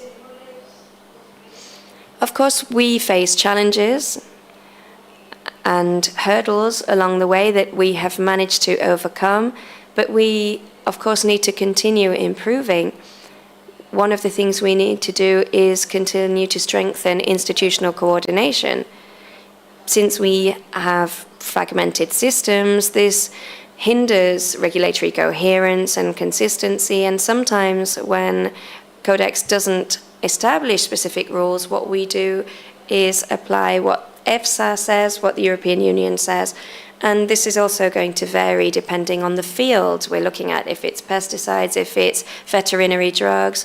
For pesticides, we usually refer to the maximum residue limits of EFSA.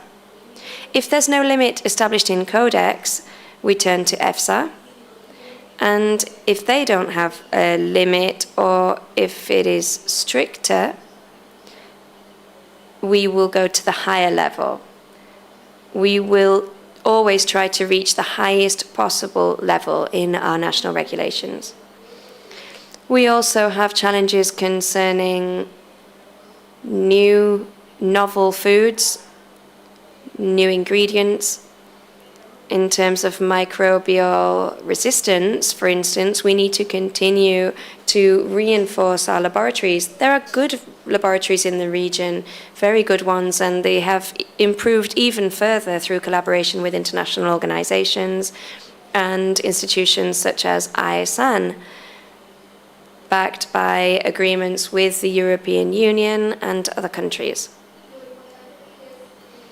The most important thing is that in the face of those challenges, we need to speed up our processes and we need to systematize, otherwise we will fall behind. And as I was saying at the beginning, we are net exporters, and so if we fail to streamline our processes and to make them agile, and if we do not strive for rapid food safety based on science, we are going to miss commercial opportunities, trade opportunities, and that's something we cannot afford to do. We like to take good care of our blocks, and we like to take good care of what comes out of our countries, what our countries produce, because we don't believe in solely caring for our own population. We believe in complying with international requirements and with food safety, because that applies to everyone and everyone should own it. It is our joint responsibility. We need to strengthen the institutions within our own countries. We each have our own realities. We all conduct risk assessments separately in different areas, each under our own competencies. And at the end of the day, some of the data will not feed in to the shared databases, which means that we will be missing information. And we will sometimes have to meet the requirements and the regulations imposed by our trade partners. So we are striving towards resilience. That is our goal. We're seeking to strengthen and underpin our laboratories and their competence, and we want to continue to improve, always in compliance with international regulations. As a conclusion, we believe that if we do not look after food safety in our country, if foods are produced with contamination, with problems, then our trade processes will naturally be affected. So we are of the belief that we need to work together, that we continue to depend significantly and rely significantly on collaboration. But the most important thing is that work is being done, perhaps not always in cohesion and consistently, but we are striving to improve, especially on the basis that we are, as I said several times, net exporters. So very broadly, that's the message that I wanted to share with you. We work in a very complex block-based structure, but essentially that's our structure. Thank you very much.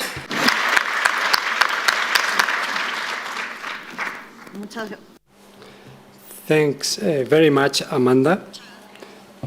Thanks, Dr. Lasso, dear Amanda. With this last presentation that we are going to have, we'll close the Latin American block. Yesterday, the program, the agenda was devoted to risk assessment and also risk management. And today, so far, up to now, we've been focused on Latin America. And we are now going to close with CAF. And then we will go to the last block, which will be communication. So to close this block on Latin America, we have Maria Moreno, Senior Executive of the Positive Climate Action Department, Development Bank of Latin America and the Caribbean. You will hear us talking about CAF. We've mentioned this institution. It's a weird animal, so to speak, but I have to say that we, from ASAN, we didn't know the CAF, and it's been a discovery for us. She's going to tell us all about it, so I'm not going to get into that, but thanks to our Secretary General, Andrés Barragán, who could not be with us because of other appointments.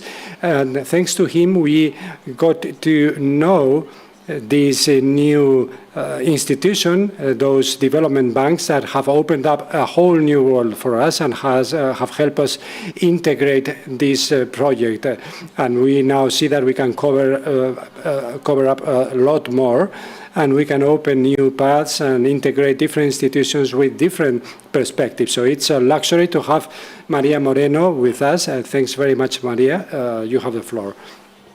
Well, thanks very much for thinking of CAF to be part of this event as well. We are like the new kid in town. So a pleasure to be able to tell you all about the CAF, what we do. We are a development bank, a multilateral development bank, what we do, and how we are integrating this whole strategy around food safety. And last but not least, to tell you about this project that we are developing together with ASAN as our technical partner to do some exchange of experience and to integrate the challenges of Latin America with all the topics regarding regulation in Europe. So the CAF is a multilateral development bank. which is articulated around two pillars, sustainable development and regional integration. In the last 4 years, we focused mainly, and we've set a goal to become the green bank of Latin America and the Caribbean, a green bank for the whole region, and we have tried to adapt our whole operational aspects and our work around those areas. And we offer financial resources, technical cooperation resources, or technical advice, and last but not least, capacity building and reinforcement and institutional reinforcement. It was created, the CAF, with 6 countries. We are now 24 countries of Latin America and the Caribbean, and 2 countries from outside those regions, Spain and Portugal. And currently we have a set of goals and commitments which are quite strict in terms of our green funding and our whole strategy around the sector. For 2030, we've set for ourselves a 50% of green funding portfolio. That's quite an ambitious target for us. Last year we reached 40%, so now we are going to give it another twist to get to that 50%. And we want to devote $40 billion to sustainability projects. In parallel to that, we have also committed $15 billion for 2030 for adaptation and climate resilience, which includes farming and food safety.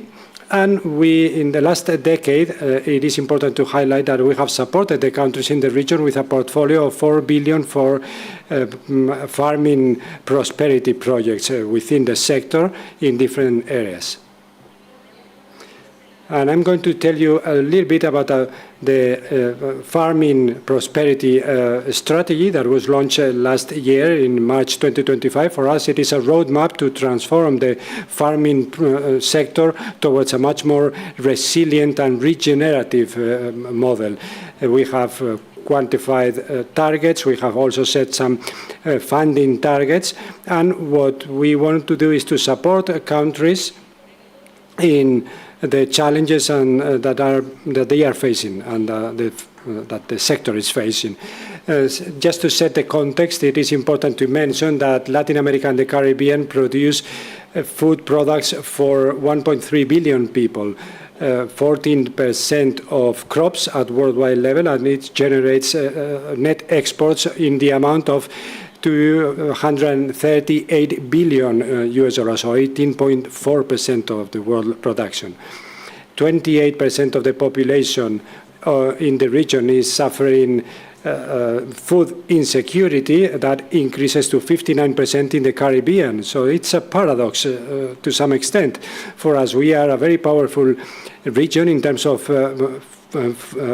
agri-food production, but we are also suffering food insecurity, and that's where the CAF wants to make a contribution. We want to solve the problem of creating more robust food systems with greater access to high-value markets like the European Union, and at the same time guaranteeing our food safety.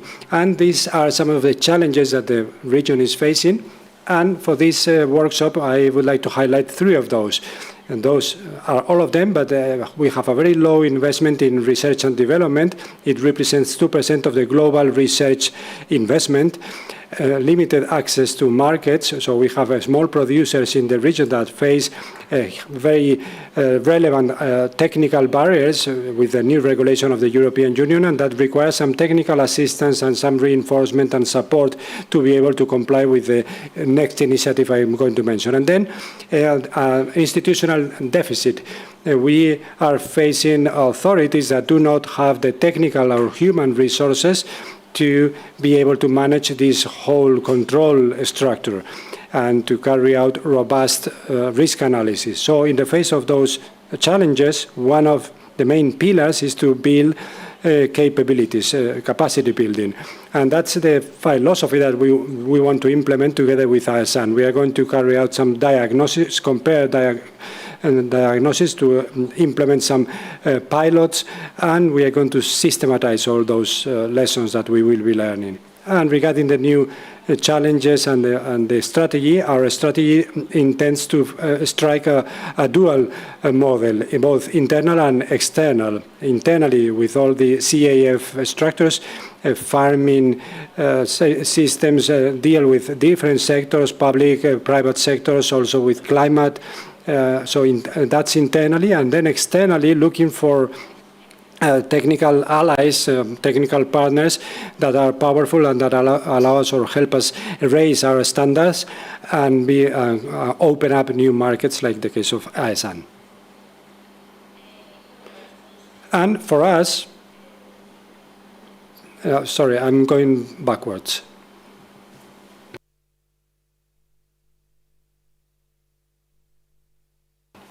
Okay, that's it. For us, the strategy can be divided into three main blocks or pillars. For us, it is farming prosperity. That's what we have named our strategy. It goes much beyond economic growth.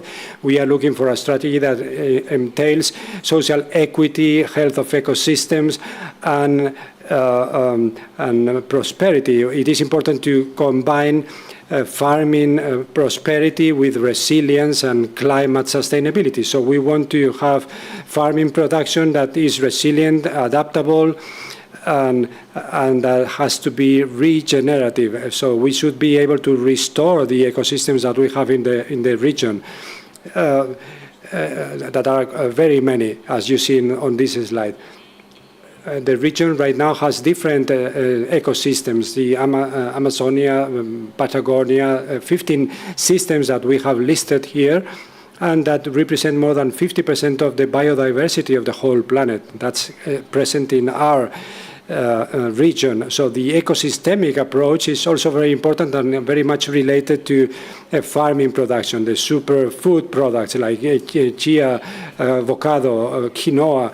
Those are priority high value food chains, and those are the ones that benefit most from the compliance with European standards and safety criteria. So we are going to focus our strategy on identifying those chains and products.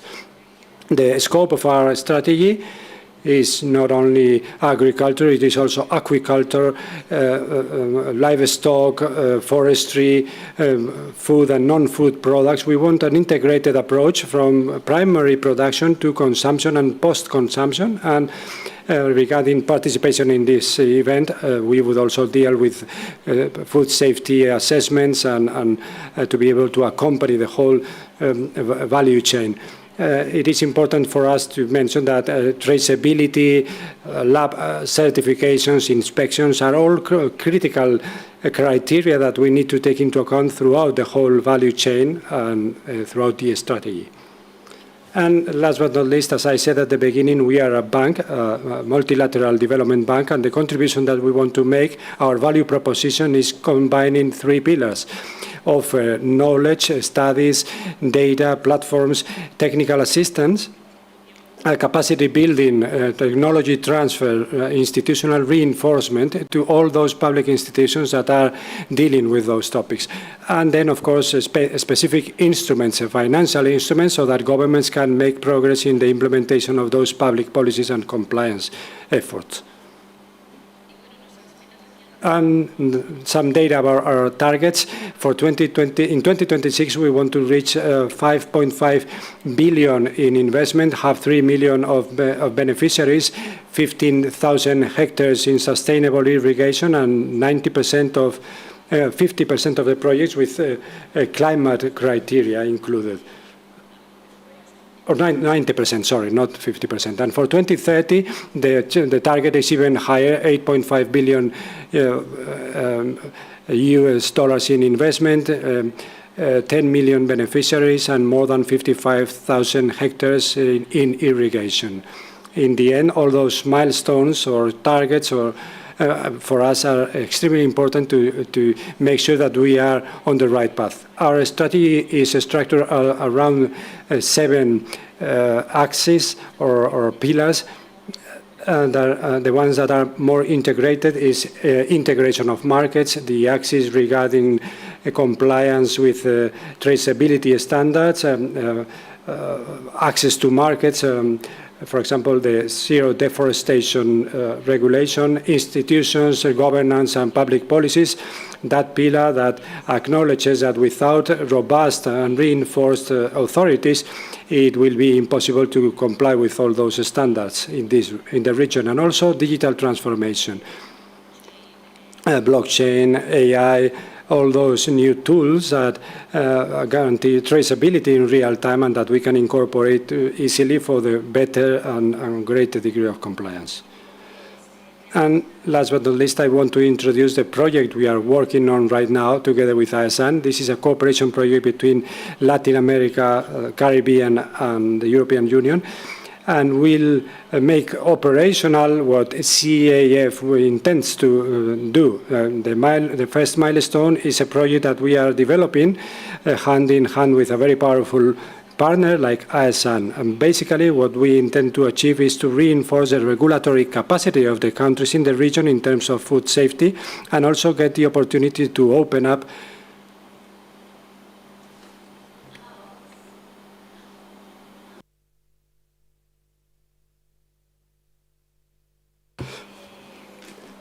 So I'm going to tell you just a little bit about the project. The main purpose, we want to reinforce the regulatory, technical, and traceability capabilities in 8 countries in Latin America and the Caribbean. And with that, we want to facilitate or promote the compliance with the standards of the European Union and contribute to access to a sustainable and competitive access to Europe. The project is funded by the Green Fund of the CAF in Spain. Spain has made a deposit of 350,000 euros for that, for climate and biodiversity purposes, and we are going to execute that throughout 18 months. This week we had an important activity. On Tuesday and Wednesday we had an internal workshop for technical cooperation. We brought many of our experts that were part of this event today in the region to exchange experiences with the Spanish partners. And the sectors that have been chosen for the project are those with the greatest impact on the trade between Europe and Latin America, fruits and vegetables and vegetable-based products and meat. And regarding the antecedents or the background of the project, the European Union is the most important and more demanding market in terms of food safety, and for Latin America it represents a huge opportunity, but also poses a technical challenge. So the region has institutional, productive and exporting capacity, which are quite powerful but heterogeneous in their nature. There are many differences in the region, in the development and the implementation and the criteria of these factors. So what we intend to achieve with these projects is to homogenize, or to create, first identify and do a diagnosis by country and by value chain. What is the status of each of those countries regarding the implementation of the regulations? And then analyze those gaps country by country, chain by chain, to establish some traceability pilots and be able to scale that up in the near future. Specific goals and the activities that you see there. Basically, we have a stage that is phase 1, which is the support of the whole process of identifying the national regulatory frameworks of each country, compare them with the standards of the European Union, residue limits, and with technical criteria, mapping of gaps, and so a diagnosis of the state of the art in each chain. Then we have phases 2, 3, and 4, which are technical solutions and traceability, promote the development and implementation of technical and technological tools to monitor all that, and to create protocols in strategic chains in order to guarantee the sustainability in the long term and regarding the implementation of the regulations. And then last but not least, we have different stages for implementation, which are the diagnosis phase, where we will carry out the study, the design stage, which is capacity building by sector and priority chains, and then protocols for monitoring and traceability, And then phase 3 for implementation, those exchange missions between Latin America and the European Union, and then a traceability pilot that validates all the selected chains. And last but not least would be the sustainability phase, to draft a roadmap, a regional roadmap, so that we can provide continuity and scale up those governance models that we will be working on. And all those strategic alliances and those exchanges of experiences and learnings that we are carrying out through the stages of implementation of the project. And then to close, I would like to thank all of you for your attention. For us, this workshop that we started this week with the ISAN also marks the start of a technical, long-term technical cooperation. We want to promote this exchange of experiences between the regions, and that's all. Thank you. Muchas gracias, doña. Thank you so much, Maria Moreno, for your presentation. The floor is now for Dr. Giorgia Zamariola, who is a social scientist at the European Food Safety Authority.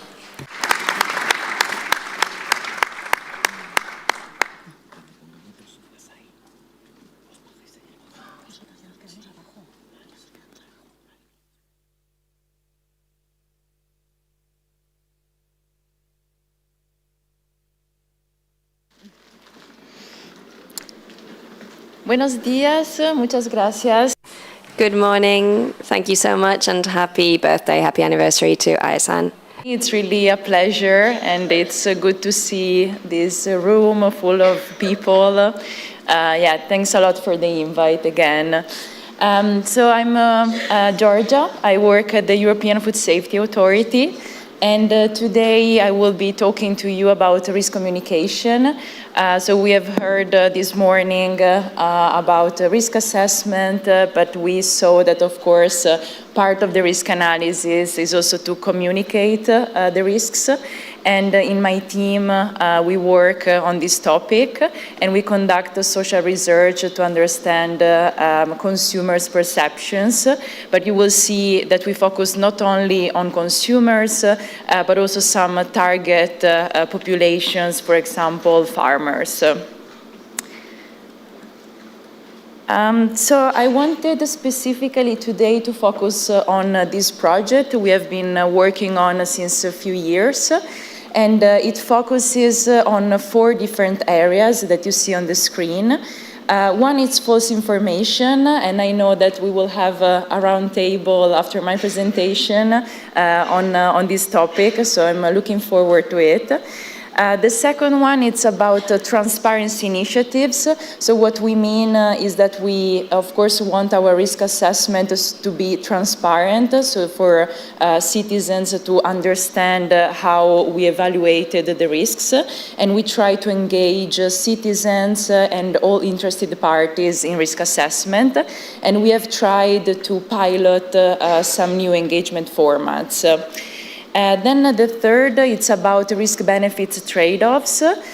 So we'll present you an example for fish consumption. And the fourth and last project we are working on is on the link between risk perception and behavior. Because you know that sometimes, we use surveys to understand what people think and what people say that they will do. But then we also want to understand if they actually do what they say or not. So for the first one, on false information, we have been working on 2 pathways. The first is to use an AI-based tool that can help us in detecting false information on social media.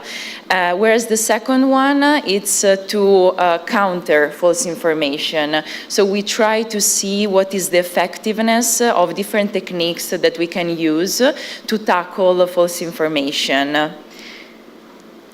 Here you see an example. So the first, it's meltwater. It's this tool that we are using, and it helps us really to understand what is the discourse around the different topics in food safety, and also to identify maybe those topics on which there is, for example, a negative sentiment, or on which we can find fake news.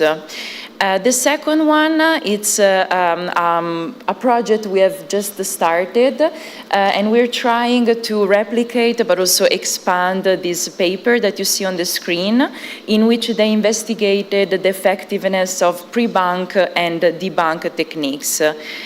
We are doing this project on the countries that you see on the screen, and Spain will be one of the countries that we will cover. And hopefully we will have results soon to share with you.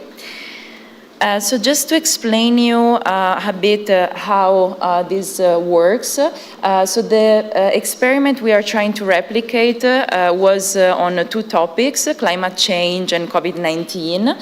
And they tested the effectiveness of pre-bank and debunk. So pre-bank, it's a sort of raising awareness about false information. So you can think of it as a campaign. So we inform people that there are fake news that they can encounter on media, on social media, and they need to be aware. So they call it a sort of vaccination, because you know that there could be fake news, and then you are ready to see them.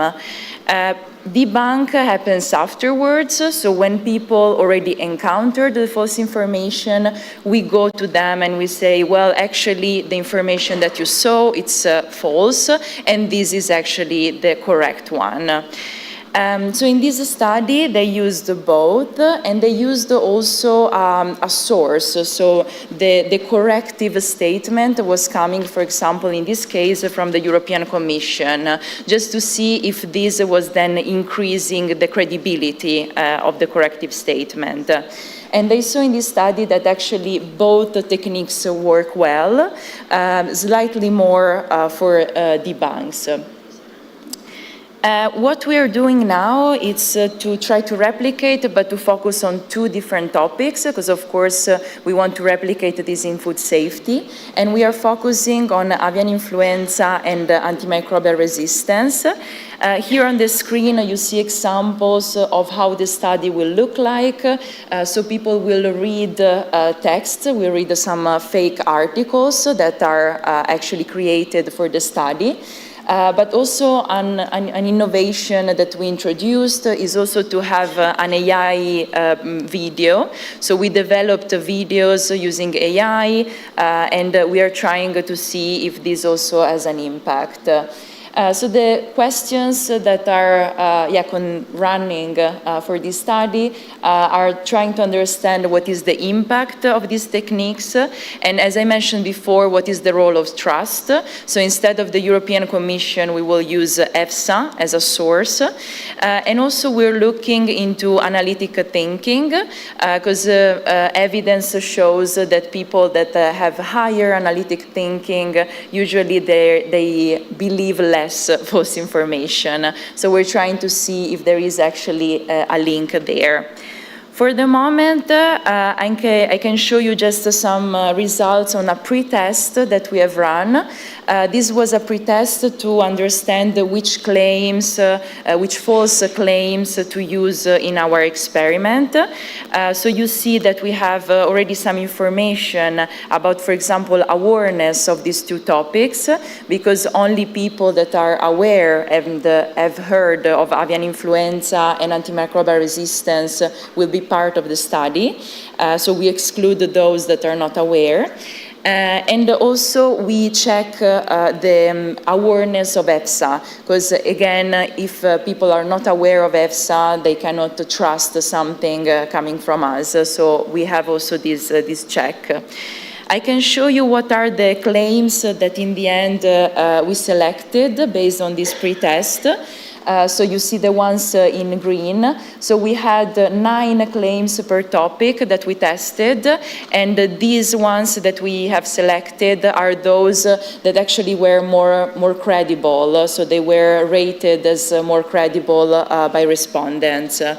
You see, for example, we see one about cooking poultry for avian influenza, and for antimicrobial resistance, you see, for example, the false claim that humans rather than bacteria develop resistance to antibiotics. Next, we will pilot the study, and then we will finally conduct the field work, and we will have results, as I said, by August this year. Yeah, I will keep you posted on this. Then the second strain of work is this one on, how to enhance engagement in our risk assessment. So usually at EFSA we have public consultations, so it means that all the risk assessments, when they are finalized or even throughout the risk assessment, they are open to the public for any input, any comment, any feedback. Of course, this happens in written form, but what we are trying to do is to have also more direct contact with the interested parties, so with our stakeholders, but also member states that could provide, for example, data or just information about the topic. So what we have done so far is to pilot new ways of engaging the public. And here you see an example in which we ran a public hearing. So this was not a webinar because actually all the participants could intervene during the meeting. And what we did was to present the outcome of the scientific opinion and then welcome any comment on the spot from the public, from all the registered participants.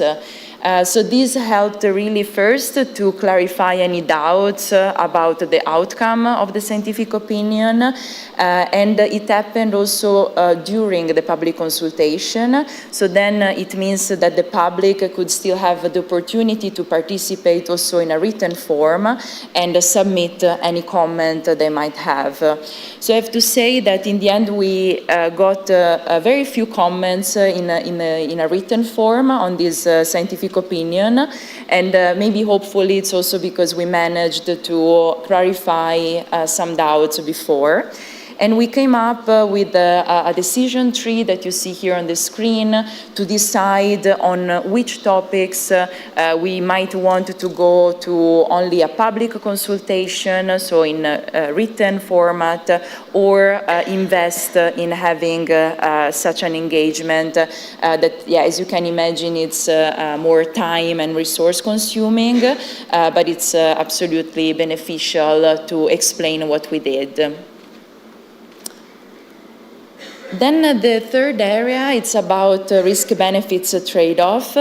Here we're trying to test messages about risks and benefit.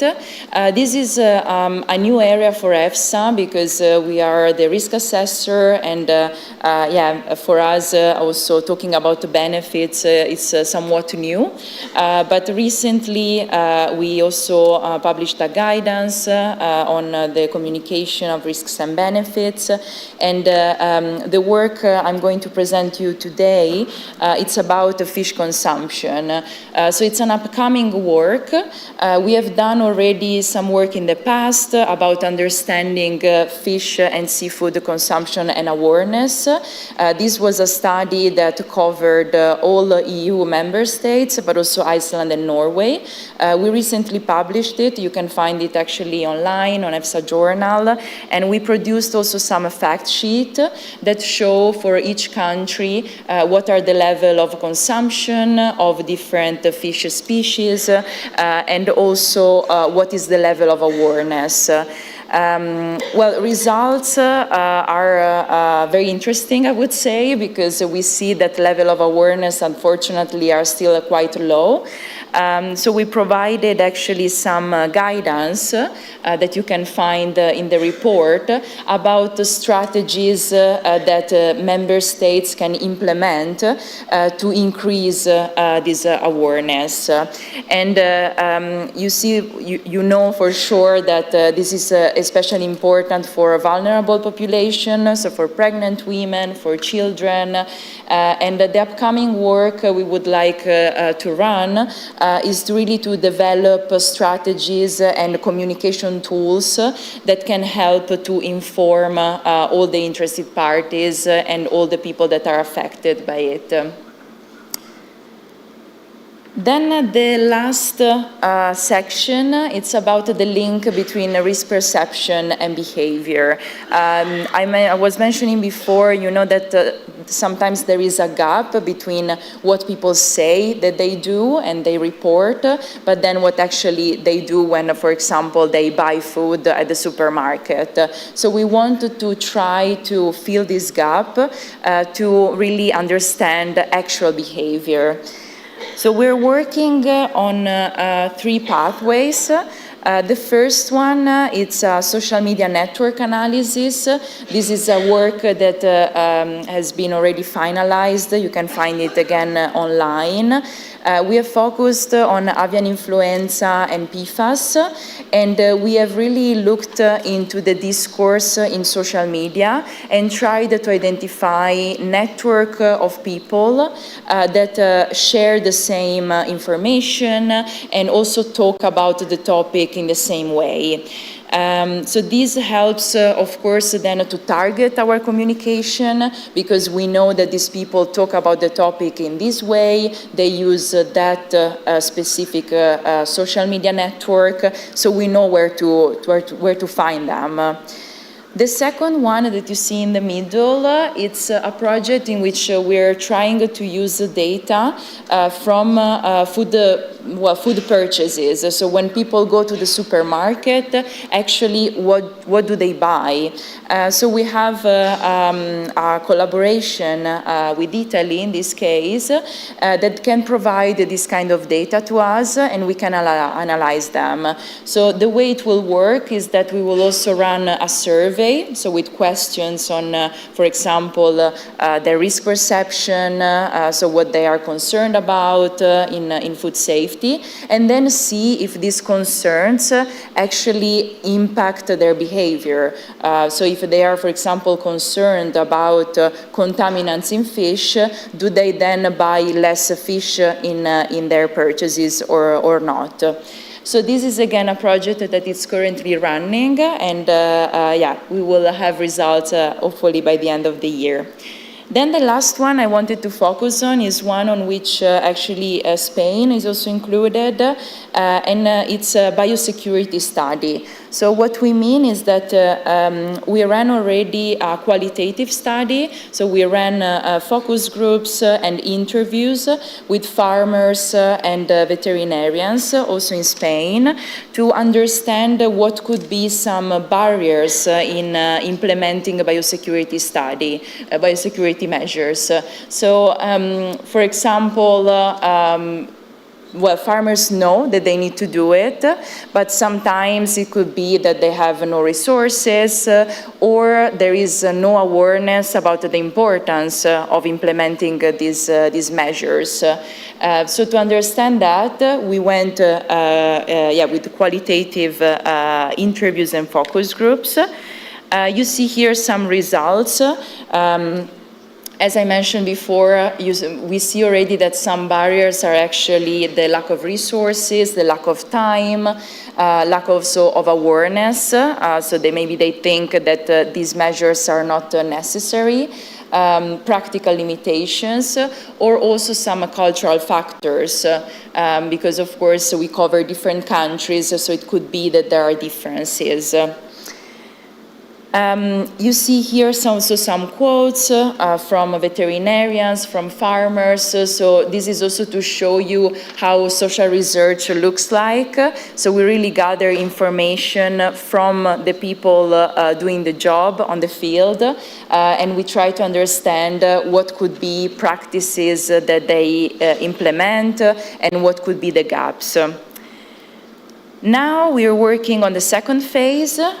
So here it will be quantitative, so it means it will be a survey, not anymore interviews and focus groups. Spain will be included as well, and it will be an experiment to really see how and if these measures are implemented and what could be the barriers and solutions. This, of course, can help us a lot because we're working on different diseases. Now we have, for example, a campaign running on avian influenza, and we know how important it is to avoid the spread of diseases. So again, this is a project that is ongoing, and it will close by the end of this year.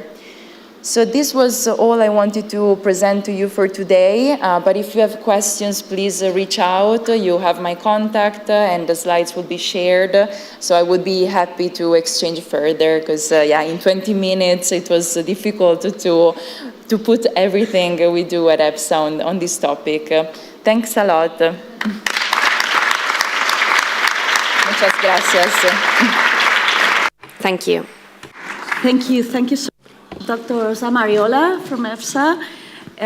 It's really a pleasure listening to different, the social field. It's quite different to what we do in our everyday work. So very nice listening to your thoughts and your experience also. Thank you so much. With this, we complete the block of presentations. I would like to thank all the speakers, those from yesterday and those that have presented today, for sticking to the allocated time. That has been excellent both days, which is not easy because we love to speak and we get carried away. So it's important also to respect the agenda. So we also finish our role. She is going to step down, and I'm going to tell you what we are going to do right now. It's always a pleasure to moderate events with you. It's we get along very well, although we haven't known each other for a long time, but it is always a pleasure to work with you. As president of the Scientific Committee of AESAN, she's come to the end of her term, and she is going to leave. It's a pity because we have a very close relationship and with her and with the whole team behind the Scientific Committee. It's been a pleasure. They've done an excellent job. And as Vicente was saying, the Scientific Committee is key for the agency. You are essential for the agency, you and all those in your team, and for the Spanish agency, because of course we work for the citizens. So we will take a group photo with the committee. We finish here, Anna. It's a pleasure, and it's always good to host events with you. Thank you.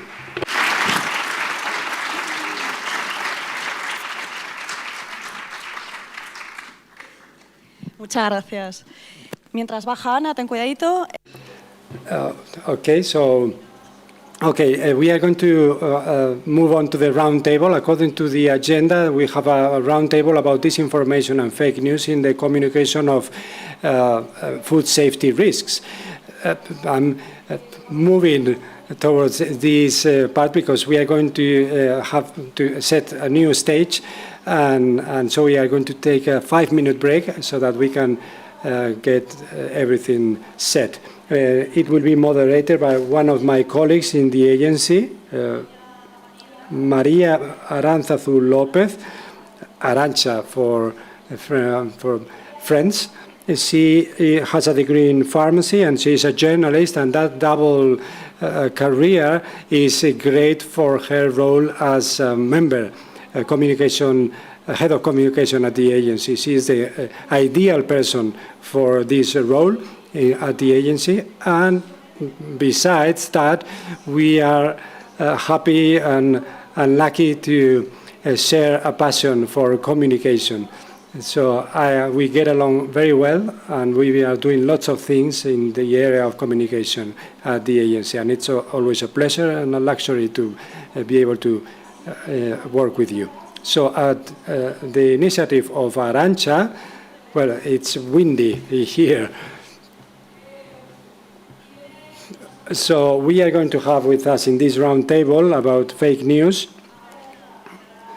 She will introduce them, but I am going to present them. Luis Quevedo, biotechnologist and scientific communicator. Laura Garaboa, Deputy Commissioner of the Police Force. And Luis Martin, who is Director at the Communication and Marketing. And I turn the floor over to you, Maria.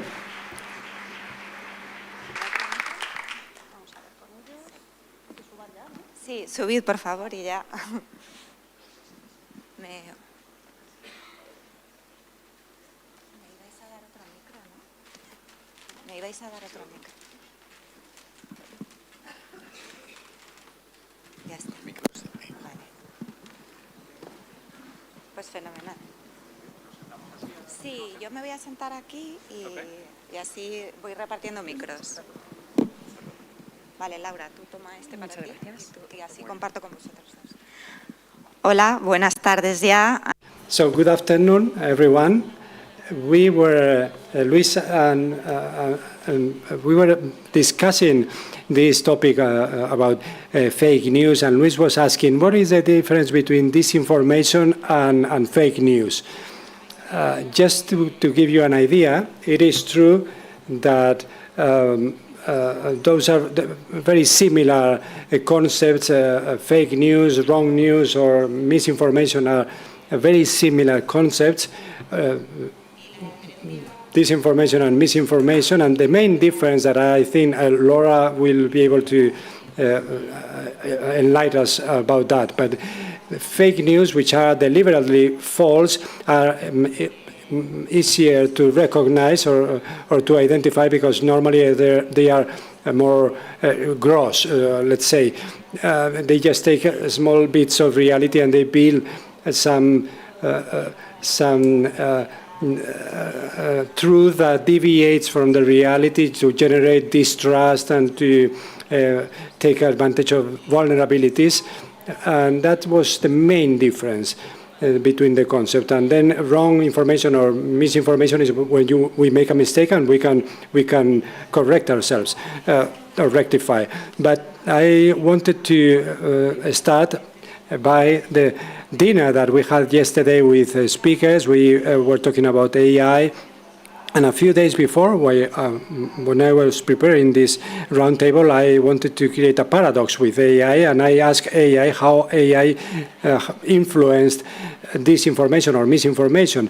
AI, which is very smart, and that's why it is intelligence, spoke about new technologies, so it avoided the topic somehow.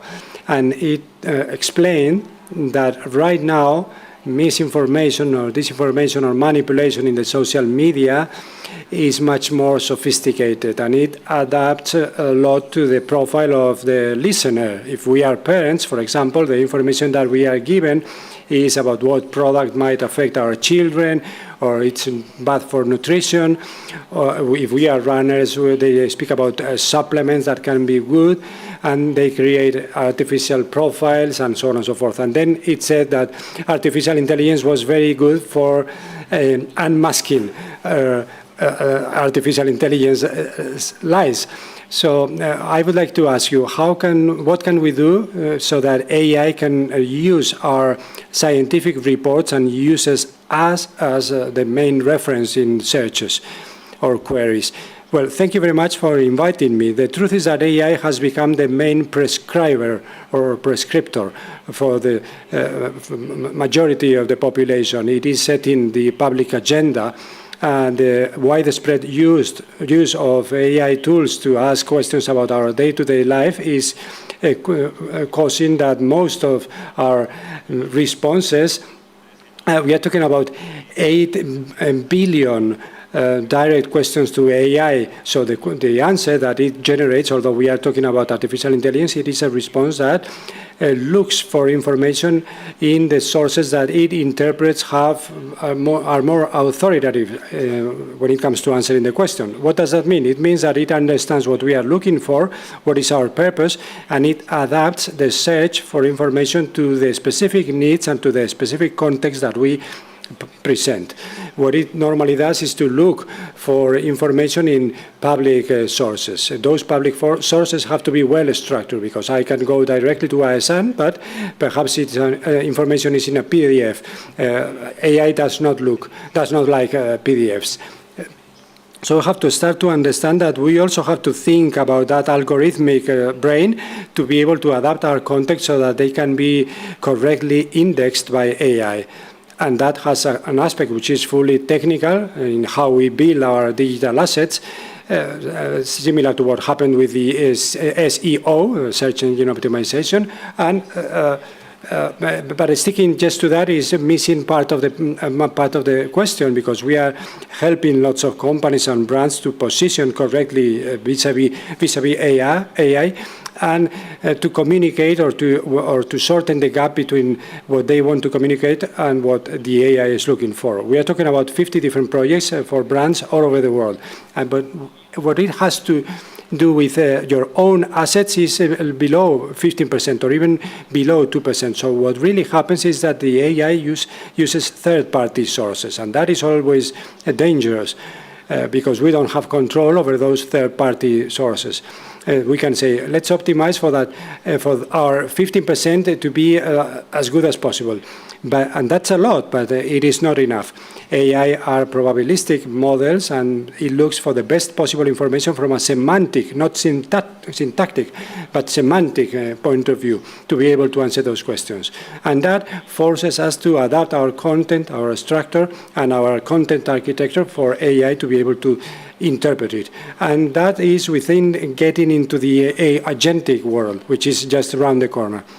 Laura, okay, how can we protect ourselves from AI? How do we identify when AI is hallucinating? Well, from the police and the law enforcement function, I work in communication at the headquarters of the police forces, so I'm part of the social media. So we do not investigate, we only communicate. We get the support of the cybercrime department. They are the experts in artificial intelligence. And at the police forces, we have had some problems which could be serious. They didn't get to that point, but it was a deep fake using one of the spokespeople of the police forces, and they transformed their words, and that person was expressing content that had nothing to do with reality. It was a colleague from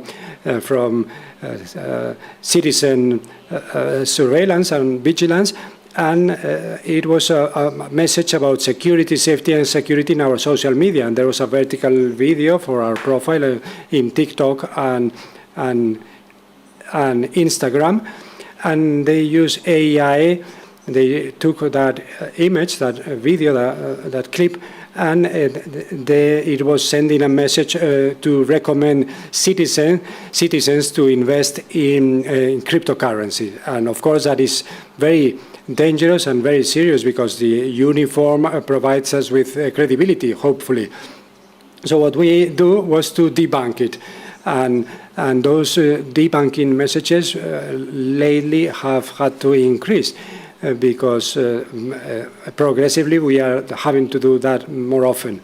When we want to debunk a fake news, is to refer people to the official sources of information. When you reach or when you get an alarming message in your mobile phone, instead of sharing it with your relatives and warn them about that alarming situation that you are being conveyed, wait a second and go back to the official sources of information to double check that that is the right message.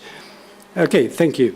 I have not introduced any of them, but we have the information just here on the screen. We have Luis Quevedo. I don't know whether there are many people here who follow him. Luis participates in a radio show in the afternoon. I know that you are very much up to date with everything that is published around science, and I want to ask you, we know what is published in a quality journal or high impact factor journal or magazine, but that does not normally get to the population unless the conventional media report it. And there are professionals such as you that analyze meta-analysis, systematic reviews, original papers, and so on, and you present that to the population in a very straightforward way. Should scientists be perhaps more straightforward and more adapted to the reality of the population when it comes to presenting their messages? The message, my answer has always been no, absolutely no. There are people that have, there are companies that have communication departments. You can have a scientist that has been trained because nobody knows everything and is a professional communicator, as such. So you have to get trained. This is something that is trained and that is learned. And if someone has that double role, then fine. But we don't need scientists to really make the dissemination part of their job. I think that's an awful strategy, and there's literature that backs up what I'm saying. Bad experience is much worse than a few of good experiences. So every time you make a mistake, you have a lot to compensate later on. So, but that is not a prerequisite. And I'm going to make a note to this. Of course, there will be 500 examples of podcasts that are very, very popular, that are very good, that are very illustrative and clarifying. But it's like that echo chamber. But there's a choir, and there can be a choir or an echo chamber for academics and for professionals. But those are people that are good in themselves. But that's not something we should require from every scientist. If you look at the results, there was something which was excellent, which is that the effect of pre-banking or debunking, you also reduce the positive effect if you disclose the source. When you know who is making the communication, there's a drop. Why? Because there is an official source. If you see the documentaries in the Channel 2, you are saved. You are not the problem. But in our population, there is a lot of people who do not watch those documentaries in Channel 2. So you need to know what is a segment of the population that is being addressed. And there will be a part of the population that will not be sensitive to a rigorous communication. Otherwise, climate change would have been solved. We have huge PDFs that could solve the problem for us. But that's not the population that will read a huge PDF. Okay, Laura is like a rock star in the social media. She is a very generous professional. We have shared courses on public health and on public health communication, and it's excellent because it makes our life much easier.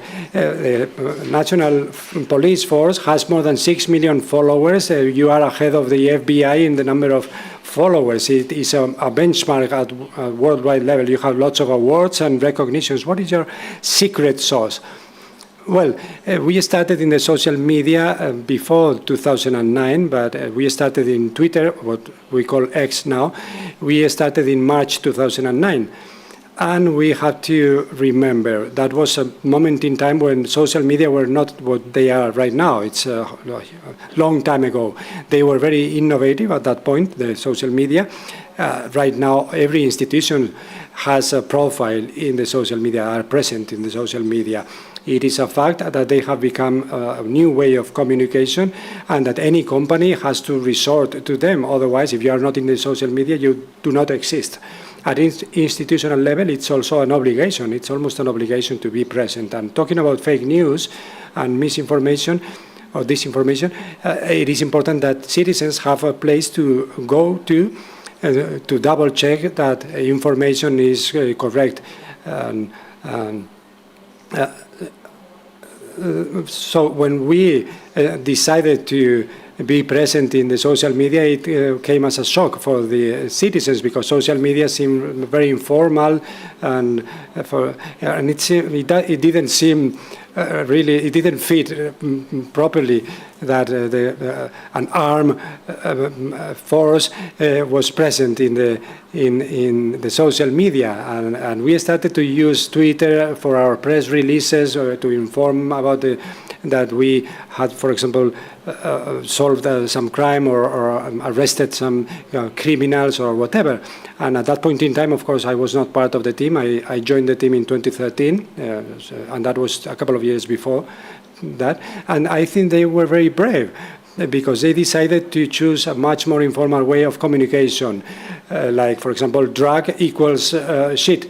We had a tweet with that very clear, very straightforward message. We wanted to be innovative and see what happens, and so we started to appear in the press and in the media because it was very striking. There was a lot of criticism, both internally and externally, and these type of message, which are not so common right now, at that point in time were 5% of our communication. But that helped us with the algorithm of the social media, and we became more and more popular, and we started to have more followers, and our messages started to use a type of language which was very informal. And as Luis said right now, it is not the same to listen to a policeman saying that we interview the suspect and so on, compared to hearing, although using a more institutional language, to hear a much more straightforward type of language, and also even informal language. And for me, that was one of the secret elements. And then another one is our useful messages. In this case, for example, we are very fast to debunk fake news. We have different channels through which we receive information. One of them is the specialized units, as I said, the cybercrime brigade. They inform us, they monitor the social media like we do, but they do it in a much deeper way, in a much more technical way, and they let us know what is happening so that we can debunk any fake news as soon as possible. And that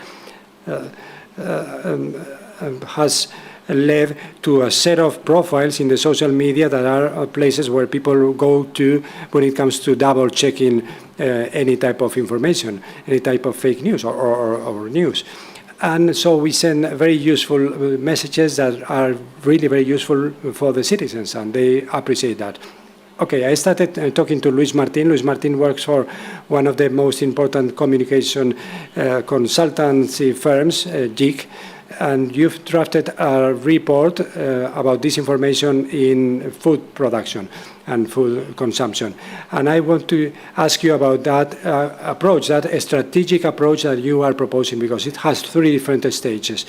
Yes, in this report, just to give you some figures which are important to understand the size of this problem, one of the things that we have confirmed is that fake news travel 7 times faster than normal news, that real news, and that 30% of the total of fake news that are produced in this country have to do directly with the food environment, with the food sector and nutrition sector. And why did we draft this report? Because it is one of the sectors that is most affected by this, together with health and so on. But politics is a different topic altogether. But nutrition is one of the most affected sectors.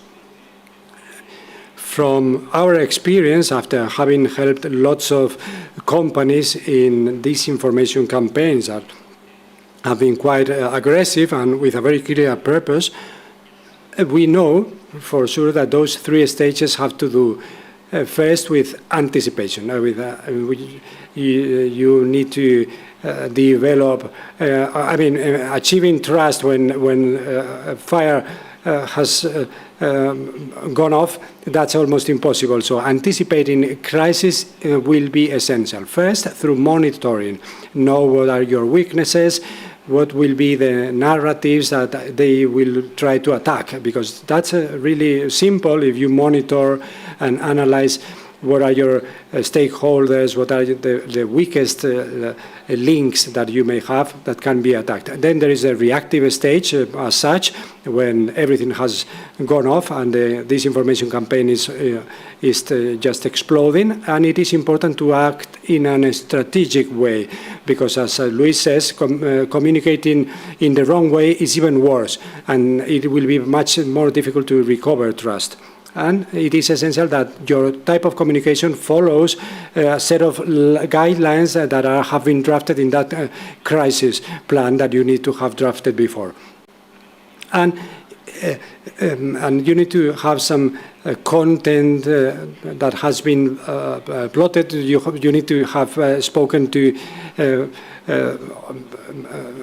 official bodies and to experts and so on. So you have all the content ready in case you need to react with speed. And you also said something that is very important when we said that this is false, this is not true, but sometimes it is not enough to provide a piece of data to counter a very aggressive campaign. And all the messages on all the fake news have an emotional content, an emotional burden or load. And they are normally very simple messages that reduce things to a very straightforward message that really has that appeal. And if you counter that with scientific data, that is not good. You have to attack with the same emotional load without getting into the mud, so to speak. And then the third stage has to do with recovery. Those campaigns have a reputational effect that can be very damaging, but then they have an economic cost. In our report, we talk about a specific case where I had to intervene against, for example, against the strawberries in Spain, a campaign against the strawberries that they were using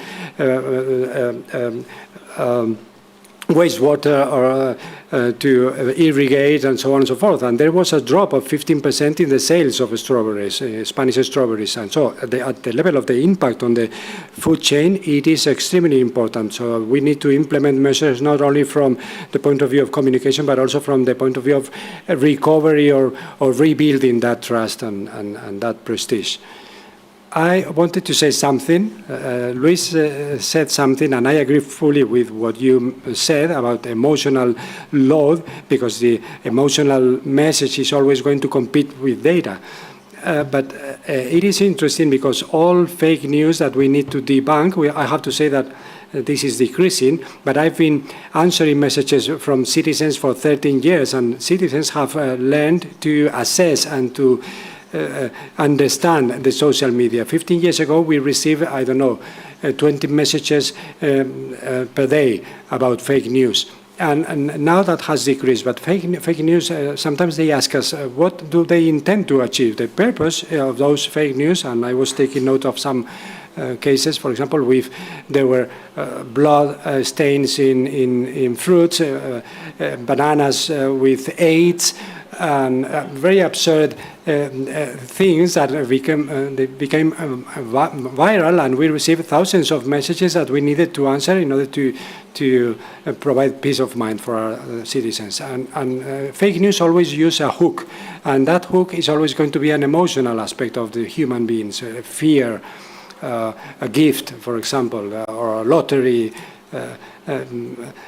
some messages that you receive that you have been awarded whatever prize or whatever, and fear also. And with, in the case of disasters, like for example, the volcano in the Canary Islands or floodings like the Dana in Valencia, those messages are revived because they have that breeding ground in our country that make them become viral very easily. And I see, or I relate very much to what you have been describing, and those 3 stages to fight the fakes or fake news, sorry. First to be prepared, then work very actively and as soon as possible, and then recover from that. Luis. I wanted to now move on to Luis. In food, we're seeing that it's quite a hot topic on the media, and pseudoscience is thriving a lot, and these fake experts.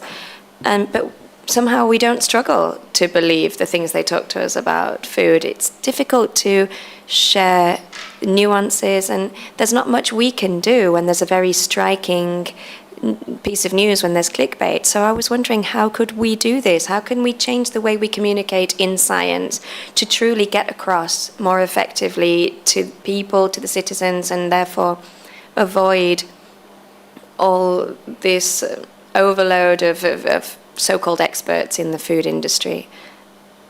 Thank you. Well, it's going to seem like I'm going against what my peers have just said, and I want to clarify that that's not the case. And the situation that you're asking about actually helps me to explain this. There's Kahneman, Systems 1 and 2. This is a good example, I don't know, for those of you who are aware of this. Debunking, counter-attacking, correcting, amending. When there's a crisis, you have to do it, whether it works or not. You can't just let the building burn down to the ground. So we agree on that. But there's no actual point. It's not actually useful. Whoever has already been saved was saved, and whoever hasn't been saved is not saved. So in a crisis, there's little you'll be able to do to change whether or not the society is believing in you. But if what you want is to have a profound effect, all you can do is build a reputation. Because yes, it's all fine and well to look for publications and to publish a specific nuance, but we here are a completely abnormal group of experts. We do not actually represent society. We're not a good representation of society at large. We can talk about nuances, and we can leave this room absolutely convinced and certain that we have the right resource.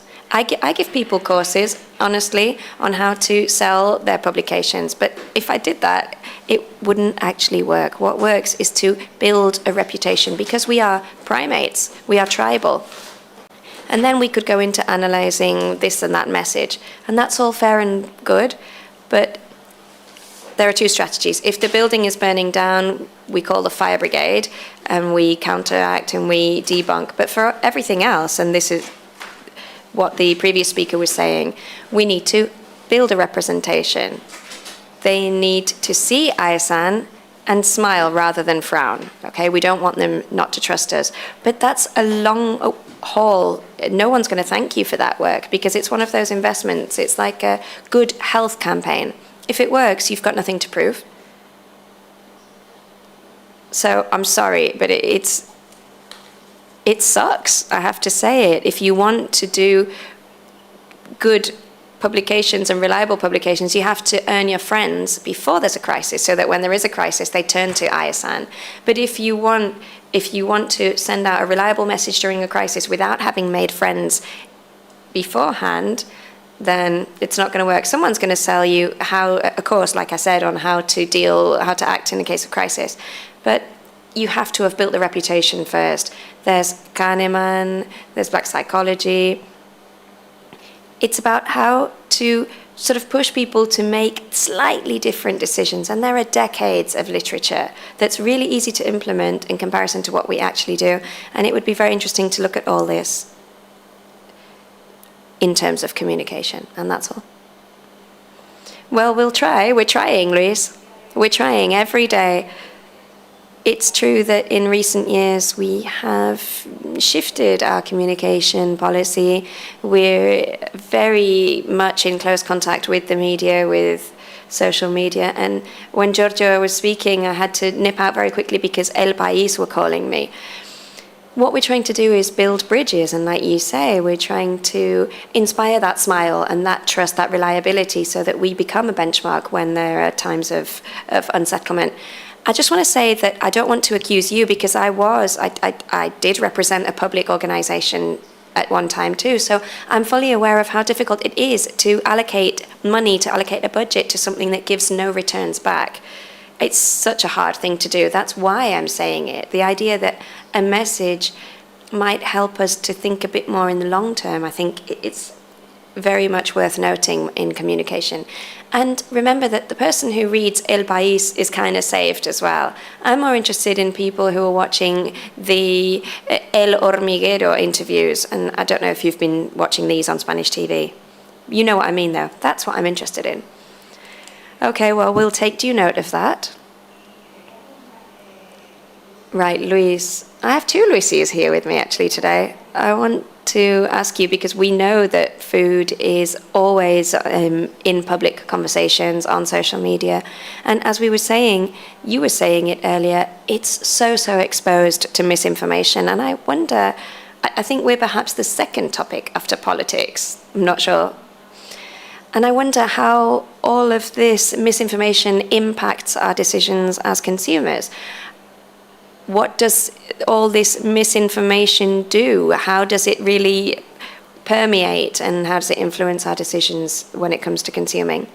Well, regrettably, it does have a very strong impact, because we get misinformation all the time, and that's why food, because we eat every day, food is one of the major targets in our campaigns.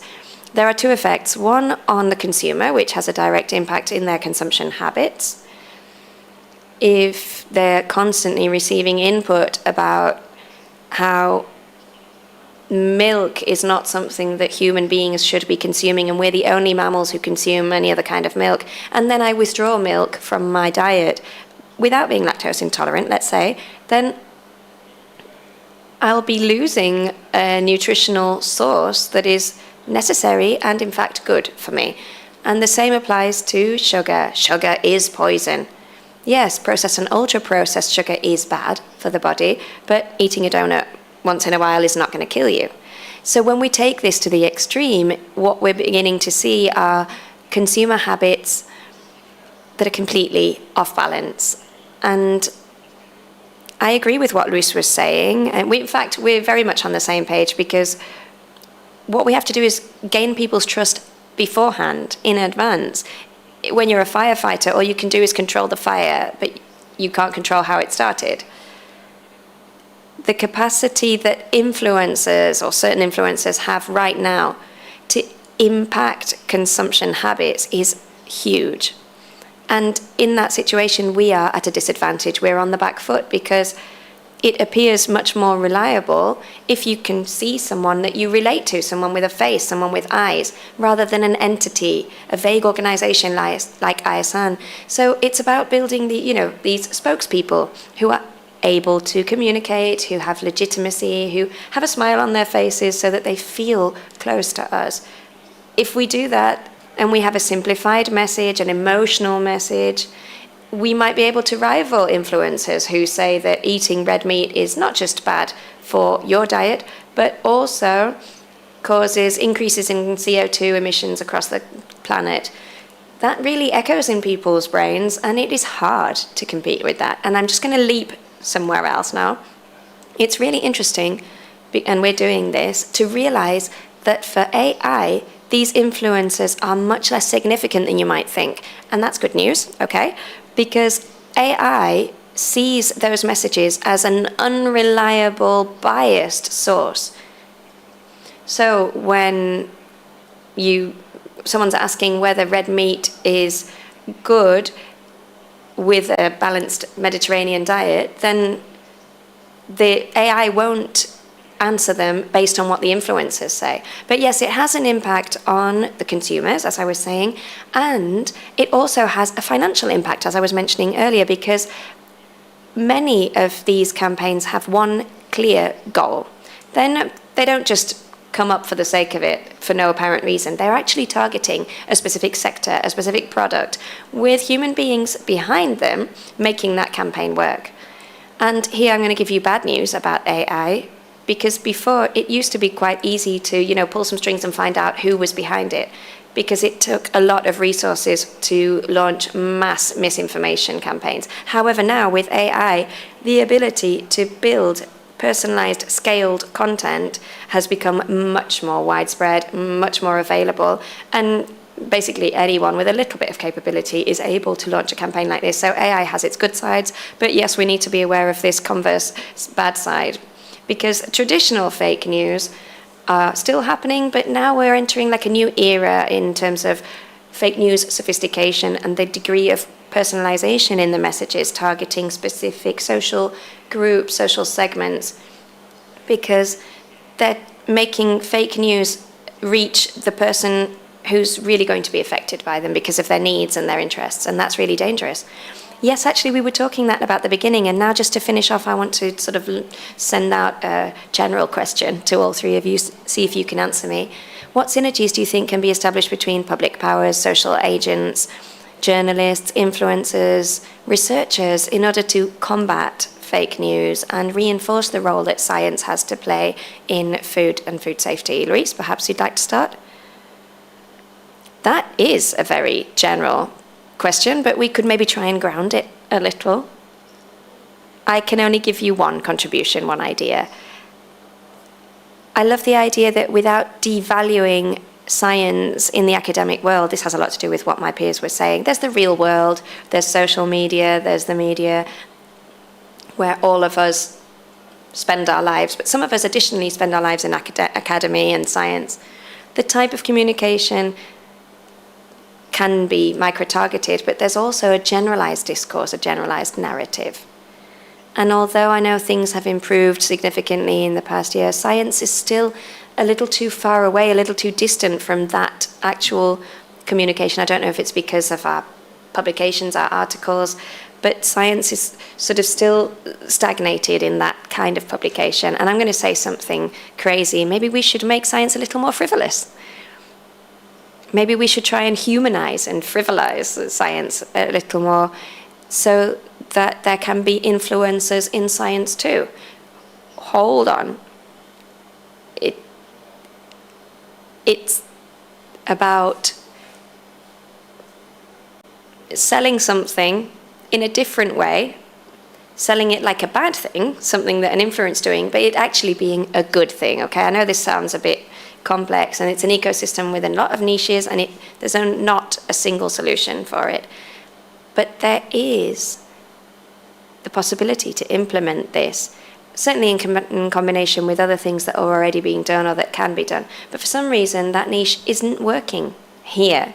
And for those of you who have spent time in the United States, you know that science has like a more sexy, more fun, cool side to it, which for whatever reason, it doesn't have here in Spain. So maybe that's a niche that we can look into, and I'm sure there are other things. Right, I fully agree with what you just said, and we were talking about this just yesterday with my colleague, and Vicente is a scientist from ISAN, and he wasn't able to come because of Iberia, because of a delayed flight. But Vicente was saying how much he suffers when certain data are not in the summary.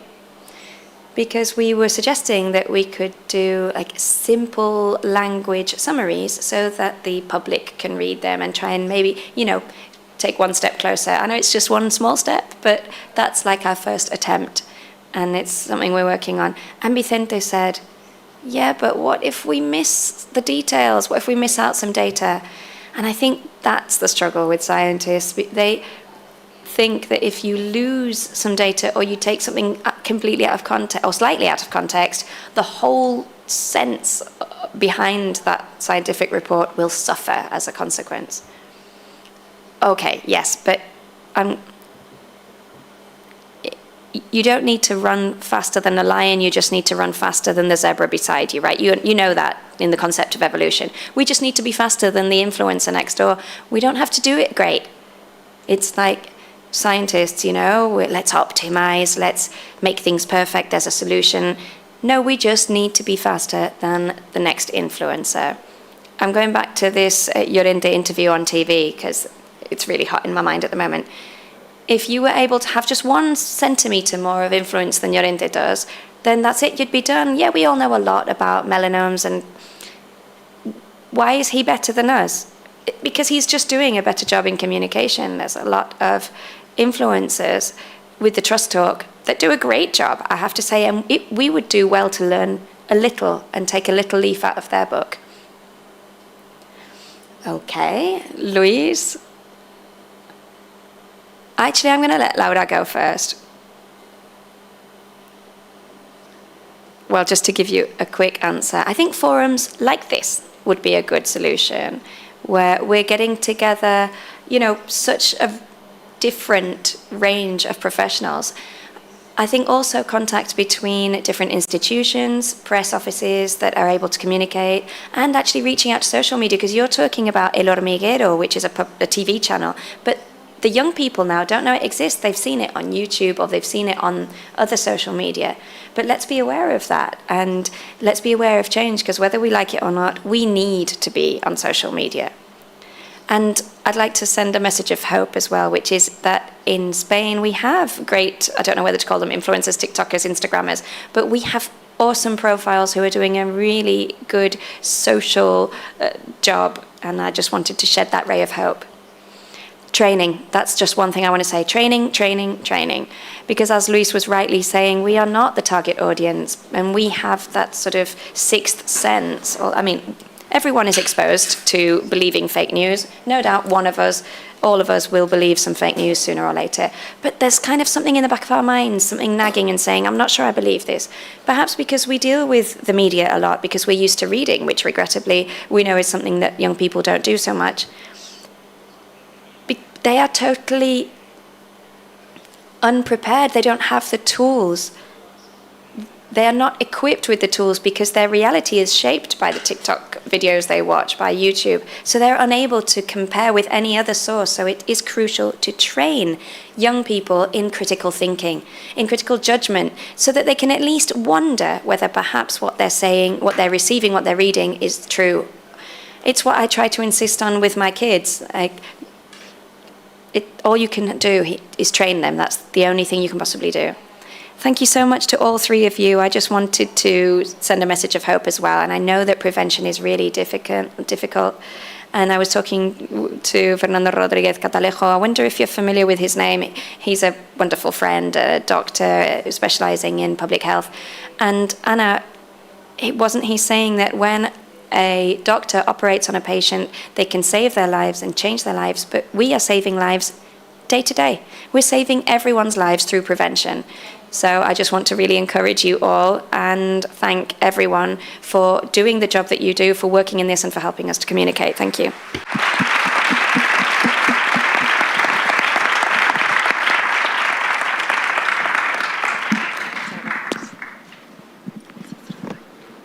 Es que no hay ratón, no tengo ratón. Ay, qué raro, ¿no?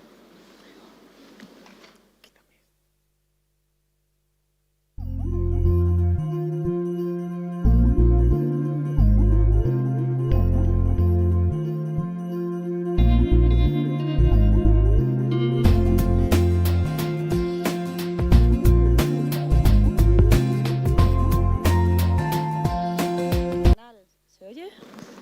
A ver. ¿Sí? Ahora sí, ¿no? Ahora.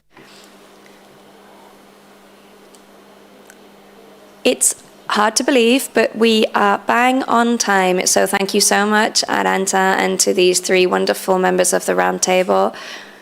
It has been a pleasure to hear from you, and we are taking away those messages with us that fill us with hope, especially that final message from Arantxa. We know we have a lot of work to do, but we're delighted to be able to collaborate with people like you and to continue moving forward. Thank you so much once again. We are coming to an end, and to conclude our event, we have the honor of, oh, here she is. We have the honor of having with us the Deputy Secretary of this ministry, the Ministry of Social Rights, Consumption and 2030 Agenda, Elisa Darias, who will be concluding and wrapping up this event. Thank you so much. Muy interesante todo lo que hemos... How fascinating it has been to hear all of this. And the first thing I'd like to say is that I'm the Deputy Secretary of this ministry, but I'm here representing the Minister in a way because he was unable to be here, and I'm sure he would have loved it. He'd have been very interested because it's all been so insightful.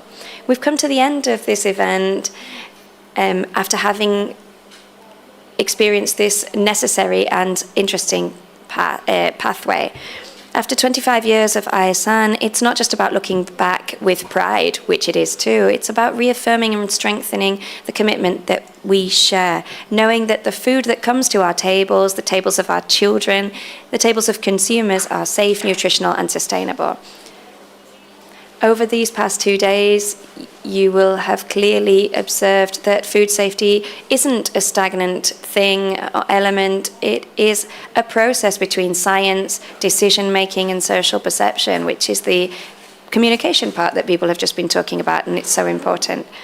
In this sense, the leadership of the EFSA has guided us throughout this day and also throughout the past 25 years. Their role is a crucial one. They are an essential benchmark within the European Union and provide a pillar of confidence across the world. Yesterday, presentations from France, Germany, and the scientific committees of countries like Spain, Norway, and Belgium reminded us of something very important, which is that science must always lay the foundations of our public decisions. We struggle with that, but we've also learned that science cannot be just about data. Science needs to be able to discuss and to communicate with society. In this ever-changing and ever more complex world, we need to build trust. We've also seen how risk assessment tools have evolved. We've shared experiences with agencies in Portugal, UK, and EFSA. And this proves that we are undergoing a process of constant change and that new opportunities are emerging to manage and assess data, artificial intelligence to genome sequencing. And risk assessment is truly the driver of food safety, as the leitmotif says. It helps us to make decisions along the right lines. The presentations have helped us to understand this key step from science to regulation and where we can expect this to head in the future. We have also broadened our horizons towards other geographies. The Codex Alimentarius is the great international meeting point in developing regulations and guidelines based on scientific rigor. With this sound scientific basis, these guidelines are crucial in ensuring safety, quality, and equity in food safety.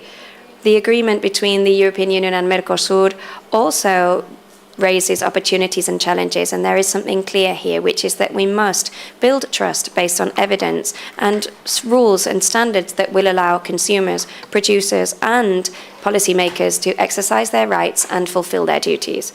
Within this framework, the One Health approach is crucial because of the importance of exports, shared biodiversity, and the need to manage cross-border risks together. Risks know no borders, and that is why mutual knowledge and interaction and exchanges are fundamental, and these events have been a certain step forward in this direction.